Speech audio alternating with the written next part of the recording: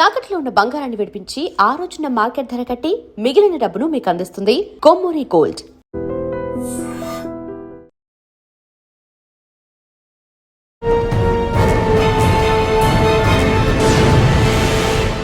ఈ రోజు మన guest state security advisor B Shivdhar గారు.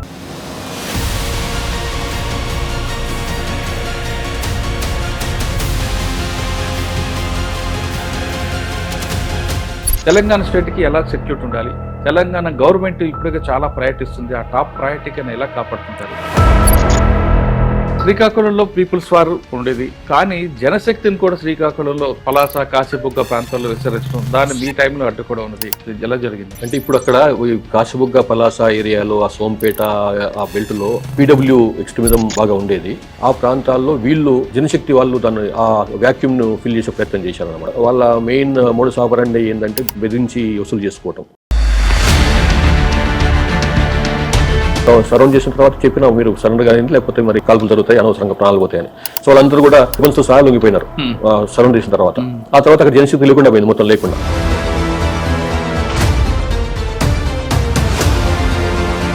బీబీనగర్ పోలీస్ స్టేషన్ లో ఆ టైంలో లోకల్ బాడీ ఎలక్షన్స్ అవుతున్నాయి.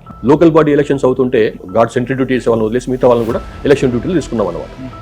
సో ఎలక్షన్ అయిపోయింది, తిరిగి వచ్చే లేట్ అయినట్టుంది. అందరూ ఒక సెంట్రల్ దిద్దరు తప్ప మిగతా అందరూ కూడా మంచిగా హాయిగా పడుకున్నారు.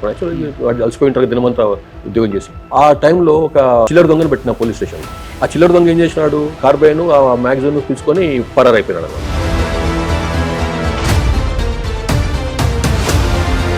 నారాయణపూర్ అడవులలో ఎక్కడో దొరికినాడు అనమాట. వెపన్తోని దొరికినాడు. ఎందుకురా వెపన్ తీసుకెళ్ళినావు నువ్వు, ఎందుకు కారణం అంటే ఈ వెపన్ ఉంటే పందులు కాల్చుకోవచ్చు, పందులు కాల్చి అమ్ముకుంటాను. సాధారణంగా ఒక ఇన్సిడెంట్ జరిగింది అనుకోండి, వెంటనే సెట్లో చెప్తారు, లేదా మార్నింగ్ డిఎస్ఆర్లో చెప్తారు. చెప్పగానే యూనిట్ ఆఫీసర్ వాళ్ళని చెడామడా తిట్టుకుంటారు. కానీ శివధర్ రెడ్డి గారు మాత్రం తిట్టకుండా జరిగింది కొంచెం ఫ్రీ హ్యాండ్ ఇచ్చి పని చేయమని చెప్తారు. ఎక్కడ కూడా మీరు నోరు జారడం అనేది మీ సర్వీస్లో కనపడుతుంది. అంటే ఆలోచన కాదు, మొదటి నుంచి కూడా నేను ఇట్లా హడావిడి చేసి ఆర్భాటం చేసి అది ఎప్పుడు చేయలేదు. ఈవెన్ నా ప్రైవేట్ లైఫ్లో కూడా స్టేషన్ నుంచి ఒక ఆయన పారిపోయినప్పుడు కూడా ఆయన తిట్టుకుంటా మీరు సపోర్ట్ చేశారు కదా. తిట్టి పని చేయించడము, తిట్టకుండా గైడెన్స్ ఇచ్చుకుని పని చేయించడంలో తేడా లేదు. మీరు చెప్తున్నట్లుగా ఫస్ట్ ఎంట్రీలో ఐపీఎస్లు అందరిని పక్కన పెట్టడం, నాన్ క్యాడర్ ఎక్స్పీలకు జిల్లా ఇవ్వడం, ఇదంతా మీరే కాదు చాలామంది కూడా అది వ్యతిరేకించారు. అవన్నీ కూడా కాదు అని ఇప్పుడున్న ముఖ్యమంత్రి గారు చెప్పినప్పుడు ఆయన రెస్పాన్స్ ఎలాగుంది? ఇప్పుడు ఉన్న ముఖ్యమంత్రి గారు ప్రోగ్రెసివ్ మెంటాలిటీ ఉన్నాయి. ఆయన గౌరవ ముఖ్యమంత్రి రేవంత్ రెడ్డి గారు ఆయన ఫస్ట్ మీటింగ్లలోనే నేను ఇంటెలిజెన్స్ చీఫ్ అయినా కాబట్టి నేచురల్గా నాతోనే షేర్ చేసుకుంటాడు ఎక్కువ విషయాలు. చెప్పినప్పుడు 45 to 50 మంది ఆఫీసర్లని, ఐపీఎస్ ఆఫీసర్లని, సీనియర్ ర్యాంక్ ఉన్న వాళ్ళు, అడిషనల్ డీజీ ర్యాంక్ నుంచి కూడా కింద వరకు కూడా. ఆ ఇష్యూ తప్పు అని తెలిసినప్పుడు సీనియర్ ఆఫీసర్గా మీరు కానీ మహేందర్ రెడ్డి గారిని గవర్నమెంట్ చెప్పచ్చు. నేను ఆ టైంలో అప్పుడు లేను. నేను అప్పటి నుంచి ఆ మెయిన్ ఫోకస్ ఏరియా నుంచి బయటకు వచ్చిన కాబట్టి నేను చెప్పినా ఇన్న వాళ్ళు ఉండాలి కదా. సీఎం గారు చాలా గట్టిగా ఉన్నాడు ఈ విషయం పైన. ఇట్టి పరిస్థితుల్లో కూడా మనం ఈ డిప్యుటేషన్ వింగ్స్ ని వీకెండ్ చేయకూడదు అని చెప్పి. సాధారణంగా అపోజిషన్ పార్టీల మీద ఎక్కువ అబ్జర్వేషన్ పెట్టండి, ఏ తప్పు దొరికినా వాళ్ళని ఒక ఫ్రేమ్ లో ఫిక్స్ చేయండి అని గత ప్రభుత్వాలు ఆదేశాలు ఇచ్చి ఇవ్వడమే కాదు అమలు చేశాయి. అది మీకు తెలుసు, నాకు తెలుసు, జనం కూడా తెలుసు.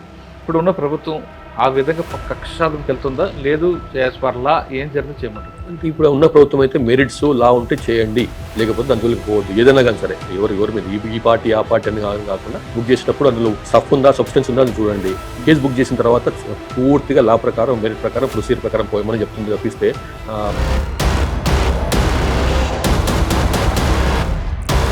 ఎస్ఐబి అనేది పెద్ద ఆర్గనైజేషన్ మీరు వచ్చిన తర్వాత లేడీ ఆఫీసర్ పెట్టడం కొంచెం విమర్శలు దాటి 2013-14లో సుమతి గారు అక్కడ సిఎస్ఎల్ లో ఎస్పీగా ఉన్నారు. సో సిఎస్ఎల్ లో పనిచేసినప్పుడు ఆమె సుమారు 1.5 years ఉన్నట్టుంది సిఎస్ఎల్ లో. చాలా మంచి పేరు సంపాదించింది. సో ఆమెకి క్యాపబిలిటీ ఉంది, దక్షత ఉంది, మంచి ఇంటెలిజెన్స్ వింగ్స్ ని హిట్ చేసేటువంటి నైపుణ్యం ఉంది. కరీంనగర్ జిల్లాలో హుజూరాబాద్ డిఎస్పీగా ఒక మాధవి అని చెప్పి ఆమెకు పోస్టింగ్ ఇచ్చినాం. సబ్ ఇన్స్పెక్టర్ నుంచి ప్రమోట్ అయ్యి వచ్చిన ఆఫీసర్. ఫస్ట్ టైం ఒక సబ్ డివిజన్కు మహిళా ఎస్డిపిఓగా పనిచేయడం ఫస్ట్ టైం.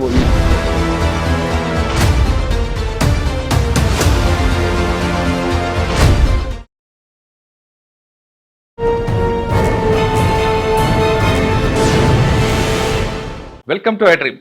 ఈరోజు మన guest state security advisor B Shivdhar Reddy గారు. శివధర్ రెడ్డి గారు Part 1లో ఆయన సర్వీస్లో జరిగిన చాలా విషయాలు చెప్పారు. ఆయనకి ఇంటెలిజెన్స్లో 16 సంవత్సరాల ఎక్స్పీరియన్స్ ఉంది. అసలు మావోయిజం, నక్సలిజం, పీపుల్స్ వార్ నుంచి దాని ముగింపు వరకు చూశారు. కేవలం అది ఒకటే కాకుండా ట్రెడిషనల్ క్రైమ్ నుంచి సైబర్ క్రైమ్ వరకు చూసిన అపార అనుభవం గల ఆఫీసర్.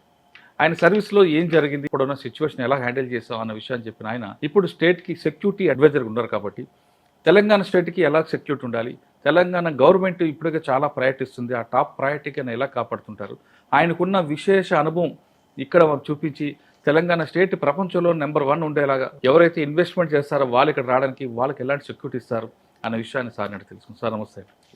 సార్ పార్ట్ 1లో మీరు చెప్పింది చాలామందికి రీచ్ అవుతుంది.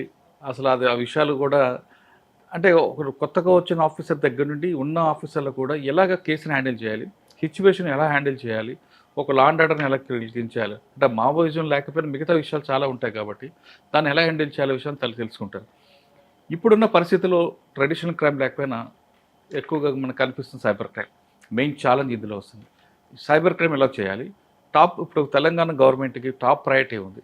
ఎక్కువగా ఉమెన్ ఆఫీసర్లు పెట్టి తెలంగాణ స్టేట్లో చూస్తుంటే రకరకాల ఏసీబీలో కానీ ఎస్ఏబీలో కానీ అన్నిట్లో అంటే ఒక ప్రమోషన్ వచ్చిన డిఎస్పీని కానీ అందరూ తెలంగాణ లేడీస్ ఆఫీసర్లు ఇచ్చి పరిపాలన చేస్తే సజావుగా సాగుతుందా లేదా, తెలంగాణలో ఇకపై మావోయిజం లేకపోయినా మావోయిస్ట్ రహిత రాష్ట్రం అయినా ఇంకో రకంగా ఏ క్రైమ్ వచ్చే అవకాశం ఉంది, సైబర్ క్రైమ్, సైబర్ దాడులు దొరుకుతాయి, వాటిని ఎలాగ ఆదుకోవాలి, కాపాడాలి, ఈగిల్ ఫోర్స్ పెట్టి ఏ విధంగా చేస్తారు, అదేవిధంగా డీజీపీ గారు చెప్పినట్లుగా గ్రే హౌండ్స్ తగ్గిస్తూ ఉంటున్నారు, వాళ్ళని ఈగిల్ ఫోర్స్కి వాడుతూ ఉంటారు, ఎస్ఐబిని మీరు చెప్పినట్లుగా ఈగల్ ఫోర్స్ కానీ గంజాయి దానికి చూస్తూ ఉంటారు. ఇవన్నిటిని చూసుకుంటూ గవర్నమెంట్కి ఉన్న ప్రయారిటీని కాపాడుతూ తెలంగాణకి ఇప్పటికే దేశంలో మంచి పేరు ఉంది కాబట్టి ఆ పేరుని, ఆ లెగసీని కాపాడడానికి మీ దగ్గర ఉన్న ప్లాన్లు ఉన్నాయి. ఈ ప్రశ్నకు సమాధానం చెప్పే ముందు మీరు గతంలో పనిచేసిన శ్రీకాకుళం నుంచి గుంటూరు కానీ ఇవన్నీ ప్రాంతాల్లో కొన్ని కేసులు మర్చిపోయారని కొంతమంది చెప్తుంటారు, అవి అడుగుతుంటా చెప్పండి. ఫస్ట్ శ్రీకాకుళంలో పీపుల్స్ వార్ ఉండేది, కానీ జనశక్తిని కూడా శ్రీకాకుళంలో పలాస, కాశీబుగ్గ ప్రాంతాల్లో విస్తరించడం, దాన్ని మీ టైంలో అడ్డుకోవడం ఉన్నది ఎలా జరిగింది? అంటే ఇప్పుడు అక్కడ కాశీబుగ్గ, పలాస ఏరియాలో, ఆ సోంపేట ఆ బెల్ట్లో ఎక్స్ట్రీమిజం, పీడబ్ల్యూ ఎక్స్ట్రీమిజం బాగా ఉండేది. అది ఆ టైంలో మన పూర్ణచంద్రరావు గారు ఉన్న ఎస్పీగా ఉన్న టైంలో చాలా పెద్ద ఎత్తున ఆపరేషన్స్ చేయటము, దాని వలన అక్కడ బాగా తగ్గిపోయింది మూమెంట్. తగ్గిపోయి ఏమైపోయిందంటే ఇటు కొత్తూరు, భామిని, ఈ పాలకొండ సబ్ డివిజన్లో కొంత పెరిగింది, ముఖ్యంగా అక్కడ ఒరిస్సా బార్డర్ ఉన్నటువంటి ప్రాంతంలో. సో ఆ టైంలో ఇక్కడ ఏదైతే ఈ సోంపేట మీరు చెప్పినటువంటి కాశీబుగ్గ, పలాస ప్రాంతాల్లో వీళ్ళు మన జనశక్తి వాళ్ళు దాన్ని ఆ వ్యాక్యూమ్ను ఫిల్ చేసే ప్రయత్నం చేశారనమాట. అంటే పీడబ్ల్యూ వాళ్ళు వెళ్ళిపోయిన తర్వాత ఆ ఏరియా నుంచి ఖాళీ చేసిన తర్వాత ఆ ఏరియాలో జనశక్తి వాళ్ళు కొంత మూవ్మెంట్ చేసే ప్రయత్నం చేశారన్నమాట. సో వాళ్ళు ఏంటంటే మెయిన్గా వాళ్ళ మెయిన్ మోడస్ ఆపరండి ఏంటంటే బెదిరించి వసూలు చేసుకోవటం. తుపాకులు ఎట్లా ఉంటాయి వాళ్ళ దగ్గర, వాళ్ళు తుపాకులు లూట్ చేసిన పోలీసుల నుంచి లూట్ చేసే తుపాకులు కావు, అవి బయట కొనుకొచ్చుకునే తుపాకులు అనమాట. డబ్బులు పెట్టి కొనుకొచ్చిన స్మగిల్ చేసి కొనుకొచ్చే తుపాకులు అన్నమాట. అవి కూడా మంచి క్వాలిటీ ఉన్న తుపాకులు ఉండేది. సో వీళ్ళు ఆ ఏరియాలో పెద్ద ఎత్తున వసూలు దిగటము, ముఖ్యంగా అక్కడ జీడి మామిడి తోటలు చాలా ఎక్కువ ఉంటాయి, పెద్ద ఎత్తున ఉంటాయి, కొన్ని వందల వేల ఎకరాల్లో విస్తరించి ఉంటాయి. సో అక్కడ ఉండుకుంటూ వీళ్ళను బెదిరించడాలు అవన్నీ చేసేవాళ్ళు అన్నమాట. ఆ టైంలో ఇన్వెస్టిగేషన్ దాన్ని ఇట్లా వీళ్ళని కంట్రోల్ చేయాలన్న ఉద్దేశంతో అక్కడ ఉన్నప్పుడు local officers plus special parties ఉండేటివి, వాళ్ళతో ఆపరేషన్ చేసినాము. ఒక ఆపరేషన్లో ఒక జీడి మామిడి తోటలో ఉన్నారని తెలిసింది, ఒక ఆపరేషన్ మొదలుపెట్టిన తర్వాత వాళ్ళని సరౌండ్ చేసిన తర్వాత చెప్పినా మీరు సరెండర్ కానీ లేకపోతే మరి కాల్పులు జరుగుతాయి, అనవసరంగా ప్రాణాలు పోతాయని. సో వాళ్ళందరూ కూడా వెపన్స్తో సహా లొంగిపోయినారు సరౌండ్ చేసిన తర్వాత. ఆ తర్వాత అక్కడ జనశక్తి లేకుండా పోయింది, మొత్తం లేకుండా. ఒక్క దెబ్బతో ఒక 5-6 మందే ఉండేవాళ్ళు. వెపన్స్ పర్లేదు, మంచి వెపన్స్ ఉండేటివి. సో అందరూ ఆ వెపన్స్తో లొంగిపోయినారు. ఆ విధంగా జనశక్తి కూడా అది ఆ టైంలో అక్కడ ఫుల్ స్టాప్ అయింది అక్కడ. తర్వాత అంతకుముందు నల్గొండలో ఉన్నప్పుడు ఒక 2-3 విషయాలు చెప్పాలి. ఒకటి ఏంటంటే ఒక ముఖ్యమైన సంఘటన ఏంటంటే ఎక్స్ట్రీమిజం సంబంధించి చెప్తాను. ఈ మర్రిగూడ పోలీస్ స్టేషన్ ఉండేది, ఇప్పుడు కూడా ఉంది. అక్కడ దగ్గర ప్రతి సంవత్సరం జాతర అవుతుంది. ఐ థింక్ ఫిబ్రవరి ఆ నెలలో లక్ష్మీనరసింహస్వామి జాతర అవుతుంది అనమాట. ఆ జాతరకు ఒక కృష్ణారావు అనుకుంటే ఒక కానిస్టేబుల్ వెళ్ళి బందోబస్తు కోసం 2-3 వెళ్తారు అక్కడ. సో ఆయన రైటర్ ఉంటాడు బేసికల్గా. మరి ఆ రోజు ఏ కారణం వల్లనో ఆయన పోయినాడు అక్కడ జాతరకు. పోయిన తర్వాత జాతర బై 1:32 కల్లా జాతర కంక్లూజ్ అవుతుంది. ఎర్లీ మార్నింగ్ స్టార్ట్ అవుతుంది, 1:32 కల్లా మధ్యాహ్నం వరకు కల్లా అయిపోతుంది జాతర. అయిపోయి ఎవరు వాళ్ళు వచ్చిన భక్తులు వెళ్ళిపోతారు. సో ఈయన అక్కడ ఉన్నప్పుడు ఒక యాక్షన్ టీము, పీడబ్ల్యూ వాళ్ళ యాక్షన్ టీం రావటము, వచ్చి ఆయన పైన ఫైర్ చేసి ఆయన చంపేసింది. అయ్యో. Krishnarao head constable. చంపిన తర్వాత ఆయన అది మధ్యాహ్నం అయింది, అరౌండ్ 1-2 ఆ టైంలో అయినట్టు, 1:30, 2 టైంలో. ఆ టైంలో నాకు కాల్ వచ్చింది, ఇట్లా జరిగింది అక్కడ అని చెప్పి. నా ఆఫీస్లో ఉన్నాను. కాల్ వచ్చినప్పుడు మరి లోకల్ ఇన్స్పెక్టర్ శ్రీనివాస్ అని అక్కడ ఇన్స్పెక్టర్ ఉండేవాడు, నాంపల్లి ఇన్స్పెక్టర్. ఆయన ఫోన్ చేసి, సార్ ఇట్లా అయింది, నేను పోతున్నానని. ఎట్టి పరిస్థితుల్లో పోలీస్ స్టేషన్ నుంచి బయటకు వెళ్ళకూడదు, ఇది ఈ టైంలో మధ్యాహ్నం పూట ఈ రకంగా ఆపరేషన్ వాళ్ళు చేసినారంటే ఇది డెఫినెట్లీ పోలీసులను ట్రాప్ చేసేందుకని చెప్పి చేసినటువంటి యాక్షన్ ఇది. సో మీరు ఎట్టి పరిస్థితుల్లో బయటకు వెళ్ళొద్దని చెప్పి ఆయన మరిగూడలో ఉండేవాడు. నాంపల్లి ఇన్స్పెక్టర్ అయినా మరిగూడలో నుంచి హెడ్ క్వార్టర్స్ ఉండేవాడు అనమాట ఆయన. అక్కడ నుంచి మేబీ ఒక 5-6 కిలోమీటర్లు ఉంటుందేమో అది ఆ స్పాట్. సో నేను ఎట్టి పరిస్థితి వద్దని చెప్పిన. ఆయన 2-3 సార్లు ఫోన్ చేసినాడు, సార్ మన హెడ్ కానిస్టేబుల్ సార్ చనిపోతే అక్కడ డెడ్ బాడీ పడి ఉంటుంది, మన పోకపోతే బాగుండదు, అట్లా ఇట్లా అని. పోదాం కానీ దానికి పద్ధతి ప్రకారం వెళ్దాము, దానికి కొన్ని టాక్టిక్స్ తీసుకుని వెళ్దాము, ఎందుకంటే ఇట్లా వెళ్తున్నామంటే తప్పకుండా ట్రాప్లో ఇరికిపోతాం మనము, వద్దు అని చెప్పి నేను చెప్పినాను. చెప్పిన తర్వాత వెహికల్ ఎట్టి పరిస్థితుల్లో వెహికల్ ఎక్కొద్దు, వెహికల్లో పోనే వద్దు, ఆ డెడ్ బాడీ మనం ఏ రకంగా తెప్పించుకుందాం అని.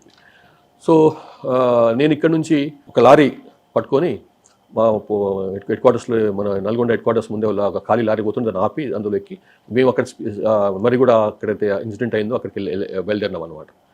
సో అక్కడ వెళ్ళినాం. ఆయన కూడా అక్కడ కాలినడకని వచ్చినాడు ఆయన, ఆన్ ఫుట్. ఎవరు ఇన్స్పెక్టర్ శ్రీనివాస్, చింతమనేని శ్రీనివాస్. వచ్చిన తర్వాత అక్కడ స్పాట్కి వెళ్ళినాము, అంతా అయిపోయింది, అది చేసుకున్నాం. మళ్ళీ అక్కడ నుంచి అందరం కలిసి బై రోడ్డు, అంటే ఒక 40-50 మంది, సుమారు 40 మంది వరకు స్వేల్ పార్టీ వాళ్ళు, లోకల్ పోలీస్ అంటూ ఉన్నారు. సో నేను ముందే చెప్పినాను, ఒక్కరు కూడా గుంపుకు రావద్దు, మనం కచ్చ బాట కూడా కచ్చా బాట, అది అంటే మెయిన్ రోడ్ అయినప్పుడు కూడా బీటీ రోడ్ కాదు అది, అప్పుడప్పుడు వేస్తున్నట్టున్నారు, మధ్య మధ్యలో ప్యాచెస్ ఉన్నాయి. సో పోలీస్ స్టేషన్కి మళ్ళీ అక్కడి నుంచి బయలుదేరదామని పోలీస్ స్టేషన్ నడుచుకుని వెళ్తున్నాం అనమాట. అంతలో మన ఓఎస్డి ప్రభాకర్ కూడా అక్కడికి వచ్చిండు. ఆయన హైదరాబాద్లో ఏదో పని మీద పోయిండు. ఈ సంగతి తెలుసుకుని ఆయన కూడా ఇటు మాల్ నుంచి ఇట్లా యాచారం మాల్ మీదుగా ఆయన కూడా అక్కడ ఆయన ఆటోలో వచ్చిండు. అంటే చూడండి, అప్పుడు పరిస్థితిలో మనం వెహికల్లో పోయే పరిస్థితి లేదు, ఆటోలో మామూలు ప్రయాణికునిలాగా వచ్చిండు అనమాట, తన గన్మెన్లు వేసుకొని. సో అట్లా మేము పోలీస్ స్టేషన్కి వెళ్తున్నాం, నడుచుకుంటూ వెళ్తున్నాం. బాగా ఎక్స్టెండెడ్ లైన్ మన సింగిల్ లైన్ ఫార్మేషన్లో ఒక్కొక్క మధ్యలో గ్యాప్ పెట్టుకొని నార్మల్గా ఎట్లయితే మనం ప్రికాషన్స్ తీసుకోవాలనో ఆ ప్రికాషన్స్ తీసుకొని నడుచుకుంటూ వస్తున్నాం అనమాట. వస్తుంటే అప్పటికి సాయంత్రం అయిపోయింది, అరౌండ్ మేబీ 6-6:30 అయి ఉంటుంది బహుశా. సో సడన్గా ఒక 100 మీటర్ల 60-70 మీటర్ల దగ్గర ఒక చెట్టు బ్యాక్ నుంచి పరిగెత్తున్నాడు, అక్కడ అటువైపు టువర్డ్స్ అటు సైడ్ వాళ్ళు పరిగెత్తున్నాడు. మన వైపు నుంచి, మన గుంపులో నుంచి ఒకడు, మా టీంలో నుంచి ఒకడు ఆనేవాడు పరిగెత్తున్నాడు. ఇదేంటి ఇట్లా పరిగెత్తున్నారని చెప్పి మనం ఆపినాం అని, అరే ఎందుకు పరిగెత్తున్నావు అని చెప్పి. ఆపిన తర్వాత ఎందుకు ఇట్లా పరిగెత్తున్నాడు వీడు అని చెప్పి అక్కడ మేము ఎక్కడైతే రోడ్డు మీద ఉన్నామో, రోడ్డు పక్కన నడుస్తున్నాం అనమాట, రోడ్డు మీద నుంచి కాకుండా. చూసే వరకు అక్కడ 2 క్లెయిమర్ మైన్లు ఉన్నాయి, ఇక్కడ మేము నిలబడ్డ దగ్గరనే 2 క్లెయిమర్ మైన్లు. అంటే ఏం జరిగింది అంటే ఎందుకు పరిగెత్తున్నాడు అని మీరు అడగొచ్చు. మా టీంలో, మా స్పేల్ పార్టీలో నుంచి అందరితో పాటు నడుచుకుంటూ వస్తున్నటువంటి ఓఎస్డి ప్రభాకర్ గన్మెన్ ఒక ఆయన, అతనికి ఏదో అనుమానం వచ్చింది, ఒక చెట్టు సాటుని ఏదో కదిలింది అని కూడా చూస్తున్నాను అనమాట.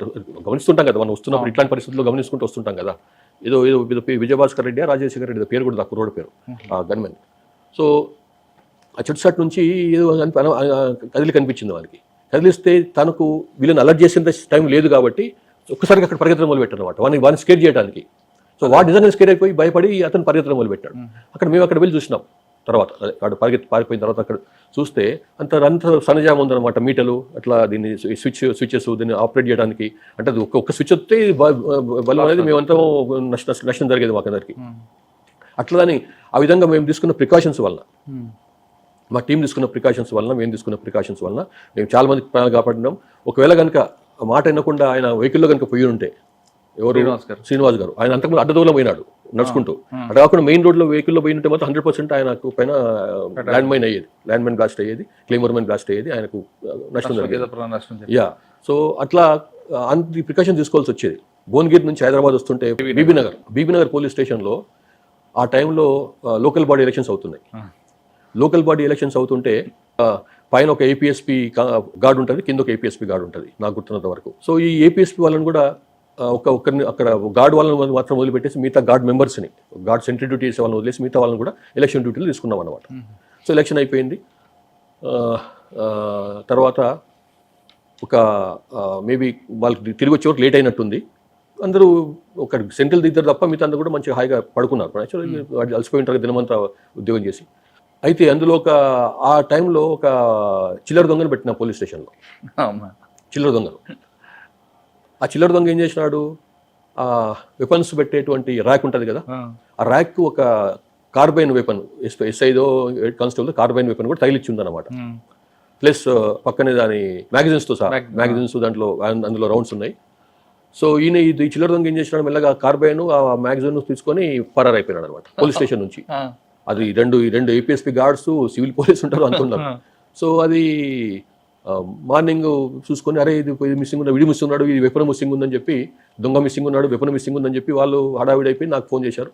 సరే ఇప్పుడు ఏం చేస్తాం మరి, మనం ఆడొక చిల్లర దొంగ పోలీస్ స్టేషన్లో వెపన్ ఎత్తుకుపోయినా అంటే మనకి ఎంత అవమానం ఇది, కాబట్టి మనం ఇట్లా వదలొద్దు, నన్ను పట్టుకోవాల్సిందే అని చెప్పి మొత్తం ఒక ఏమైందంటే ఒక జిల్లా అంతా ఒక సింగిల్ ఒక టార్గెట్ పట్టుకుందనమాట. దొంగ పట్టుకోవాల్సింది. మా పోలీస్ స్టేషన్లో వచ్చి చిల్లర దొంగ తుపాకి ఎత్తుకుపోయినాడు, నక్సలైట్లు ఎట్లా అటాక్ చేసి ఎత్తుకుపోతున్నారు, దొంగ కూడా వచ్చి ఇట్లా ఎత్తుకుపోయినాడంటే ఇంకెంత అవమానం అని చెప్పి ఇక బాగా పెద్ద ఎత్తున ఒక ఏమంటారు గాలింపు చర్యలు చేసినాం అనమాట. గాలింపు కార్యక్రమాలు చేసేట్టు హైదరాబాదు, విజయవాడ, రాజమండ్రి, తిరుపతి, విశాఖపట్నం, అంటే ఇట్లాంటి దొంగలు ఉన్నారు. అంటే మనకు తెలుసు దొంగ ఎట్లా తెలుసు మనకు. సో ఇట్లాంటి పేరుతో దొంగ వాడిని నేటివ్ వాళ్ళు పట్టుకొచ్చారు, పోలీసులు పెట్టారు, కానీ ఎలక్షన్ డ్యూటీ ఉంది కాబట్టి ఎవరు ఆయన పట్టుకొని మాట్లాడిన వాళ్ళు లేరు. ఊరు పేరు ఏంది చిల్లర దొంగ పట్టుకొచ్చి తీసుకొచ్చినారా, బీబీనగర్ మెయిన్ సెంటర్లో తిరుగుతుంటానో ఏదో అనుమానం తీసుకొచ్చి పెట్టిన అనమాట. తర్వాత వాళ్ళు మంచి మాట్లాడినవాడు లేడు, తీసుకున్నవాడు లేడు. చాలాసార్లు పోలీస్ స్టేషన్లో అవుతుంది అట్లా. సో పెద్ద ఎత్తున చూసుకున్న తర్వాత అది ఫైనల్గా ఏం జరిగిందంటే వాళ్ళు లోకల్ అంటే రావణపేట ఏరియా ఎక్కడో అనుకుంటా ఆయన నేటివ్ ప్లేస్. సో ఇన్ఫర్మేషన్ మీద అట్లా జీరో ఇన్ చేసేసి వాళ్ళ ఫ్యామిలీ వాళ్ళని పట్టుకుని ఎట్లా అయిందని తెలిస్తే అట్లా తెలిసింది వీడు ఫలానా అని చెప్పి. తర్వాత ఇక మళ్ళీ ఎక్కడ ఉండొచ్చు అంటే వీడు ఆ ఏరియాలో దూరం ఎక్కడ వెళ్ళాడు, వీడు వెపన్ ఉంది చేతిలో, కాబట్టి ఇక్కడే మన దగ్గర ఏరియాలో ఉండుంటాడని చెప్పి ఆ విధంగా ఒక అంచనా మీద కూమింగ్ ఆపరేషన్ మొదలు పెట్టినాం.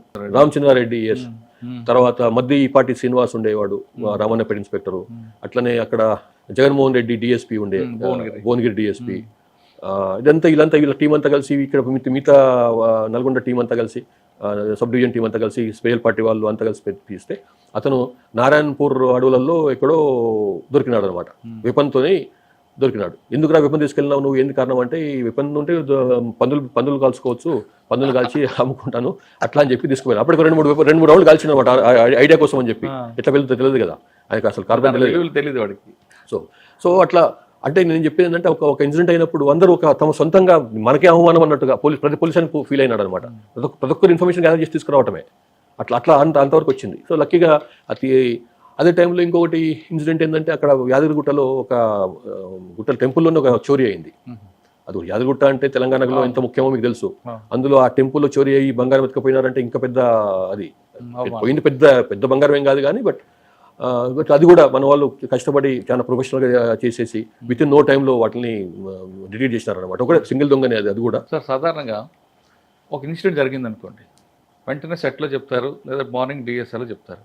చెప్పగానే యూనిట్ ఆఫీసర్ వాళ్ళని చెడామడా తిడుతుంటారు. ఏం చేస్తున్నారు, పెట్రోలింగ్ ఉందా లేదా, బీట్ ఉన్నారా లేదా, చెడామడ తిడతారు. కానీ చౌదరెడ్డి గారు మాత్రం తిట్టకుండా జరిగింది వాళ్ళకి కొంచెం ఫ్రీ హ్యాండ్ ఇచ్చి పని చేయమని చెప్తారు. ఎక్కడ కూడా మీరు నోరు జారడం అనేది మీ సర్వీస్లో కనపట్లేదు. మీరు యాదగిరిగుట్ట చెప్పారు, బీబీనగర్ చెప్పారు, శ్రీకాకుళం కానీ, విశాఖపట్నం కానీ, గుంటూరు కానీ జరుగుతాయి. కానీ వాళ్ళకి ఆ విధంగా మీరేం తిట్టకుండా ఫ్రీ హ్యాండ్ ఇవ్వడం వల్ల వచ్చే ఇన్పుట్స్ ఎక్కువగా వస్తుంటాయి. అసలు ఆలోచన ఎందుకు వచ్చింది అంటే, ఆలోచన కాదు, మొదటి నుంచి కూడా నేను ఇట్లా హడావిడి చేసి ఆర్భాటం చేసి అది ఎప్పుడు చేయలేదు. ఈవెన్ నా ప్రైవేట్ లైఫ్లో కూడా, నేను ఒక పోలీసింగ్ ఉద్యోగమే కాదు, నా వృత్తిపరమైనటువంటి ఉద్యోగంలోనే కాదు, నా ప్రైవేట్ లైఫ్లో కూడా నేను ఎప్పుడు హడావిడి ఆర్భాటం చేసి, స్టేషన్ నుంచి ఒక ఆయన పారిపోయినప్పుడు కూడా ఆయన తిట్టుకుంటా మీరు సపోర్ట్ చేశారు. అంటే అట్లా దాన్ని సరే అయిపోయింది, తప్పు జరిగింది, అదొక ఎక్స్పీరియన్స్ తీసుకోవాలి, ఒక లెసన్ తీసుకోవాలి. ఎవ్రీడే నేను ప్రతిరోజు నేను ఒక లెసన్ ఏదో ఒక రకంగా నేను తెలుసుకునే ప్రయత్నం చేస్తుంటాను. నేను ఒక కొత్త విషయం నేర్చుకుంటుంటాను. సో అది మనకు తెలిసింది, ఓహో ఇట్లా చేయొద్దు, నెక్స్ట్ టైం ఇంకా కొంచెం బాగా చేసుకుందాము. సో ఇట్లాంటి చిల్లర దొంగలైనా కానీ, గజ దొంగలైనా కానీ వాళ్ళు తీసుకొచ్చి పోలీస్ స్టేషన్లో పెట్టినప్పుడు వాళ్ళ పట్ల ఎట్లాంటి ప్రికాషన్ తీసుకోవాలి, మనం ఎటువంటి ముందు జాగ్రత్తలు తీసుకోవాలి, వాళ్ళని ఎట్లా కాపాడుకోవాలి, పారిపోకుండా ఎట్లా వాళ్ళని హోల్డ్ చేసుకోవాలి, ఇవన్నీ ఒక ఎక్స్పీరియన్స్ కదా మనకు. సో నెక్స్ట్ ఇట్లాంటివి కాకుండా మనం చూసుకోవాలి. కానీ ఆయన పట్టుకొని చెడామడితే ఇప్పుడు నేను ఒకటే అనుకుంటానండి, నేను కనుక ఆ ఆఫీసర్ ప్లేస్లో, ఆ సబ్ ఇన్స్పెక్టర్ కానీ ఇన్స్పెక్టర్ కానీ వాని ప్లేస్లో ఉంటే ఇంకా బాగుండేదా, నేను బాగా చేసేవాడినా అని ఆలోచిస్తా. ఇప్పుడు చూస్తారు మరి వాని పాయింట్ ఆఫ్ వ్యూలో ఆలోచిస్తాను నేను. కాదు ఇంతకంటే బెటర్ చేయలేకపోయేవాని అన్నప్పుడు నాకు అధికారం లేదు, వాడిని తిట్టే అధికారం, కేకలేసే అధికారం నాకు లేదు. కానీ కొంతమంది చెడామాట తిట్టి వాళ్ళు బెదిరిస్తుంటారు కదా సార్. అది ఉండొచ్చు. అట్లాంటి కొంచెం వాళ్ళు కొంత అన్ప్రొఫెషనల్ బిహేవ్ చేస్తుంటారు కొంతమంది, ఇమెచ్యూర్గా. కానీ మీరు తిట్టకపోవడం వల్ల వాళ్ళకి అదొక ప్రెస్టేజ్ ఇష్యూగా తీసుకొని ఖచ్చితంగా చేస్తారు. కానీ కొంతమంది మాత్రం సార్ ఏం తిట్టరు కదని కొంచెం రిలాక్స్ మూడ్ లో కూడా ఉంటారు. అప్పుడేం చేస్తారు, రిపీట్ అట్లా ఒకసారి 2 సార్లు చూస్తాం, 3 సార్లు పిలిచి మాట్లాడతాం. ఏది నీకు సమస్య ఉందా, ఏంది ఇట్లా నువ్వు 10 days టైం ఇచ్చినావు, 1 month టైం ఇచ్చినావు, నువ్వేం చేయలేకపోతున్నావు చెప్పు, నీకేమన్నా నీ రిసోర్సెస్ ప్రాబ్లం ఉందా, నీకు రిసోర్సెస్ లేకపోవడం వల్ల ప్రాబ్లం ఉందా, లేకపోతే నువ్వేమైనా అర్థం చేసుకోలేకపోతున్నావా, నీకేమైనా పైనుంచి గైడెన్స్ సరిగా లేదా, ఇంకేమైనా చెప్పు, నువ్వు నీకేం రిసోర్సెస్ కావాలి చేస్తాను నేను అని. సో ఆ విధంగా అతను ప్రెషర్ పెడతాం. కానీ తిట్టి నేను చెప్పినా ఇంతకుముందు తిట్టి పని చేయించడము, తిట్టకుండా గైడెన్స్ ఇచ్చుకుంటూ పనిచేయించడంలో తేడా లేదు. ఎందుకంటే దానివల్ల ఇంకా ఇట్లా చేస్తేనే బాగా రిజల్ట్ వస్తుంది నా వ్యక్తిగతమైన అనుభవం. ఇది గైడెన్స్ చేసుకుంటూ వాళ్ళకి దారి చూపించుకుంటూ వాళ్ళకి ఇట్లా చేస్తే ఈ రూట్లో వెళ్తే బాగుంటుందని చెప్తే వస్తుంది. కానీ ఉట్టి చెడమడి తిడితే నువ్వు గైడ్ ఇది పోలీస్ డిపార్ట్మెంట్లో ఏంటంటే ఇది నార్మల్గా మీరు దానికి ఒక జవాబు ఏంటంటే police department uniform based department, discipline based department, hierarchy based department. సహజంగానే ఇందులో కొంత పైనుంచి కమాండింగ్ చేస్తూనే నడుస్తుంది ఉద్యోగం మన డిపార్ట్మెంట్ అనేది కొంత తప్పుడు అభిప్రాయం ఉంటుంది. అది కరెక్ట్ కాదు నేను అనుకుంటాను అనమాట. కానీ విశాఖపట్నంలో మీరు పనిచేస్తున్న టైంలో ఒక దొంగతనం జరుగుతుంది మేజర్. అది జరిగిన తర్వాత ఆ ఇన్స్పెక్టర్ వచ్చి మేము తప్పు అయిపోయింది సార్, బ్యాడ్ ఇన్స్టెంట్ అని చెప్తే మీరు దొంగ మీ బామ్మరిదా, మీ చుట్టమా, నువ్వెందుకు అంత బాధపడతావు అని చెప్పడం అనే ఉద్దేశం పెట్టండి. అదేంటో నాకు గుర్తులేదు మరి, అది ఎప్పుడైందో ఏదో ఒకటి ఎప్పుడైనా అట్లా అనుకోకుండా అట్లా వచ్చి ఉంటుంది. కానీ నాకు స్పెసిఫిక్గా నేను ఇప్పుడు గుర్తు చేసుకునే నాకైతే గుర్తులేదు. బట్ అయి ఉంటుంది. నేను అనేది ఇప్పుడు బాధపడితే సరే అయిపోయింది, పోయి బాధపడడం లాభం ఏంది, దాన్ని బయటపడేసే ప్రయత్నం చేయాలి. కానీ బాధపడుకుంటూ కూర్చుంటే ఏదో నువ్వు దొంగతనం చేసినావా. నేను చాలాసార్లు ఏమవుతుంటే మా డిపార్ట్మెంట్లో కింద ఏమైనా జరిగింది అనుకోండి, పై ఒక మర్డర్ అయింది అనుకోండి, ఫర్ ఎగ్జాంపుల్ అనుకుందాం, పై ఆఫీసర్ ఫోన్ చేస్తే ఆయన బిహేవియర్ ఎట్లా ఉంటుందంటే నేను వీడియో మర్డర్ మనకు ఆడుకుంటాను అనమాట. అసలు నేను మర్డర్ చేసిన ఇట్లా నన్ను ఎట్లా అంటున్నాడు పై ఆయన అని చెప్పి ఆయన గైడెన్స్ ఇవ్వాలి, ఎందుకు జరిగిందని తెలుసుకునే ప్రయత్నం చేయాలి. అంతేగాని ఉట్టేనే చెడామడా తీస్తే లాభం ఏంది. వాడికి నెక్స్ట్ టైం వచ్చి ఇంకా తిట్టడం వల్ల వాడు ఏమైపోతారంటే భయంలో సరే పనిచేయలేని పరిస్థితి రావచ్చు. వానికి ఫ్రీగా పనిచేసే ప్రయత్నం చేయాలి. తప్పు చేస్తే పక్క తీసుకొని బాబు నువ్వు తప్పు చేసినవి కరెక్ట్ కాదు, నువ్వు కొంచెం జాగ్రత్త ఉండాలని చెప్పి అందరి ముందు తిడితే అది పెద్ద గొప్పతనం అనుకుంటారు అనమాట. నా బాసిజాన్ని చూపించిన చూడండి అని చెప్పుకుంటారు అనమాట. అది కరెక్ట్ కాదు. నేను నా ఉద్దేశంలో ఆ రకంగా బాసిజం కాదు. బాసిజం అంటే అభిమానంతో అభిమానం సంపాదించాలి. కానీ మన వాళ్ళ అది సంపాదించాలి, నమ్మకం సంపాదించాలి. కానీ తిడితే నాకు నమ్మకం లేదు. అంటే ఆ ప్రెజర్ మీరు తీసుకుంటారు కానీ సబార్డినేట్కి ఎవరు లీడర్ అండి. మరి ఒక లీడర్ డ్యూటీ అది కదా. లీడర్ డ్యూటీ ఎప్పుడైనా కానీ ప్రెషర్ తీసుకోవాలి, దాని కిందికి రేడియేట్ చేయొద్దు, కిందికి పాస్ ఆన్ చేయకూడదు. కానీ కొంతమంది ఆఫీసర్లు ప్రెస్ అయితే నాది, మైనస్ అయితే సబార్డినేట్ అంటారు. అట్లా ఉంటారు. వాళ్ళకి ఇమేజ్ చుట్టూ ఉన్న ఆఫీసర్లు ఉంటారు కొంతమంది. వాళ్ళకి మనం ఏం చేస్తాం, కొంత ఉన్నారు, నో డౌట్ మీరు అన్నమాట కరెక్టే. సార్ గుంటూరు వచ్చారు శ్రీకాకుళం నుంచి. గుంటూరులో కోటప్పకొండ ప్రభలు డ్యాన్సులు ఉంటాయి, మరి దాన్ని అరికట్టడంలో అది మొదటి నుంచి కోటప్పకొండ గొప్ప టెంపుల్ అండి. అది చాలా గొప్ప టెంపుల్, అంటే ప్రాచీనమైన టెంపుల్, దానికి మంచి చరిత్ర ఉన్నది. బట్ సంభవం ఏంటంటే ఓవర్ పీరియడ్ ఆఫ్ టైం, మరి ఐ డోంట్ నో ఎప్పుడు స్టార్ట్ అయిందో నాకు ఐడియా లేదు. కానీ ఆ కోటప్పకొండ తిరునాళ్ళు అంటే ఆ జాతర అంటే అది మహాశివరాత్రి టైంలో వచ్చేది. అంట్లో అంటే అశ్లీలపరమైన డ్యాన్సులు చేయటము, సినిమా రికార్డింగ్ డాన్సులు పేరు మీద అంత కొంత ఇన్అప్రోప్రియేట్ డాన్సులు, అశ్లీల డాన్సులు చేయడం అనేది చాలా కామన్ అయిపోయింది అక్కడ.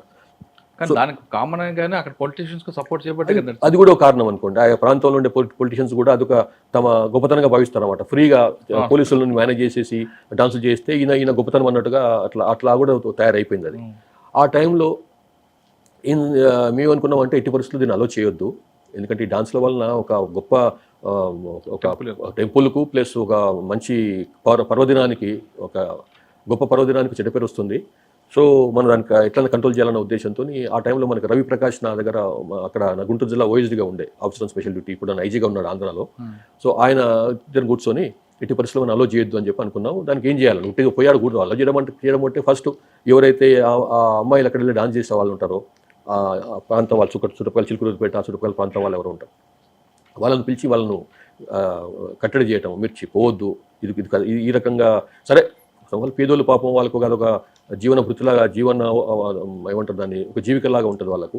బట్ మనం చెప్పిన అట్లా కరెక్ట్ కాదు ఆ రకంగా చేయటం, మీరు పోవద్దు అని చెప్పి అట్లాగే women and child welfare department వాళ్ళను కాన్ఫిడెన్స్లోకి తీసుకొని వీళ్ళను ఈ 2-3 రోజుల పాటు ఇక్కడ ఈ డాన్స్లో 2-3 రోజుల పాటు వాళ్ళ ఎట్టి పరిస్థితుల్లో కూడా మీ దగ్గరే ఉంచుకోండి. వాళ్ళు మీ కస్టడీలో ఉండాలి, కస్టడీలో అంటే మీ దాంట్లో ఉండాలి. వాళ్ళకి కావాల్సిన ఏర్పాట్లు మీరు చేయండి అని చెప్పి. మూడోది ఏంటంటే ఇక్కడే కాకుండా వేరే ప్రాంతాలకు చెప్పిస్తారు. ఇక్కడ లోకల్ వాళ్ళని కట్టడి చేసినాం కాబట్టి వేరే ప్రాంతాలకు వేరే జిల్లాలకు వెళ్ళి తెప్పించి డాన్సులు చేస్తారు. ఇక్కడ కావాలంటే ఇక్కడ డబ్బులు ఎక్కించి అది వాళ్ళు కూడా ఒక జిద్దుగా తీసుకుంటారు, ప్రెస్టీగా తీసుకుంటారు కాబట్టి. సో వాళ్ళకి కూడా చెప్పి పంపినాం, ఇక్కడ ఈ జిల్లాకు మాత్రం రావద్దు మీరు, మీకు మీ జిల్లాలో ఏమైనా చేసుకోండి కానీ మా జిల్లా ఇట్లా చెప్పినాం. ఇట్లా మీకు వాళ్ళకు అఫీషియల్గా చెప్పి పంపినాం అనమాట. మా జిల్లాకు వస్తే కేసులు అవుతాయి, మరి మీ ఇష్టం, మేము చాలా సీరియస్గా ఉన్నామని చెప్పి. సో దాని తర్వాత అది కుటప్పకుండా తిరునాలు రానే వచ్చింది. నేను ఓఎస్డి రవిప్రకాష్ వెళ్ళేసి కుర్చీలు వేసుకుని కూర్చున్నాం. ఆయన ఒక ఏరియాలో పెద్ద ఓపెన్ ఏరియా ఉంటుంది, గుట్ట కింద జరుగుతుంది, పెద్ద ప్రభలు వస్తుంటాయి అక్కడికి.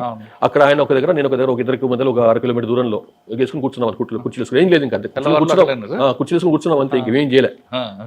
ఇక వాళ్ళు తెలిసిపోయింది, ఎస్పీ గారు, ఓఎస్డి గారు, అడిషనల్ ఎస్పీ గారు ఇక్కడే కూర్చున్నారు, ఇంకా మనం చేయకూడదని చెప్పి ఇక ఏం చేయలే, మానేసినారు అనమాట. అది ఆల్మోస్ట్ 3-4 వరకు కూర్చున్నాం మేము. ఆ తర్వాత మెల్లగా కానీ లోకల్ ఎమ్మెల్యే ప్రజలు సార్ మీకు అంటే అడుగుతారు కానీ చెప్పినా మరి ఇది కరెక్ట్ కాదు, ఇది మీరు వాళ్ళకి చెప్పండి, భజనలు చేసుకోమని చెప్పండి, కానీ ఇట్లా డాన్సులు చేసుకొని ఇట్లా అశ్లీల డాన్సులు చేసుకోవడం వాళ్ళు కూడా విన్నారు. రాత్రంతా సినిమా పాటలు కానీ భజనలు చేసుకుంటారు. సో నెక్స్ట్ డే పేపర్లు కూడా అట్లే వచ్చింది, న్యూస్ పేపర్లు కూడా అట్లే రాసినాయి. ఫస్ట్ టైం డికెట్స్ తర్వాత, దశాబ్దాల తర్వాత ఫస్ట్ టైం తిరునాళ్ళ కోటకొండలలో ప్రజలు భజనలు చేసుకున్నారు, భక్తులు భజనలు చేసుకున్నారు అని చెప్పి వచ్చినాయి.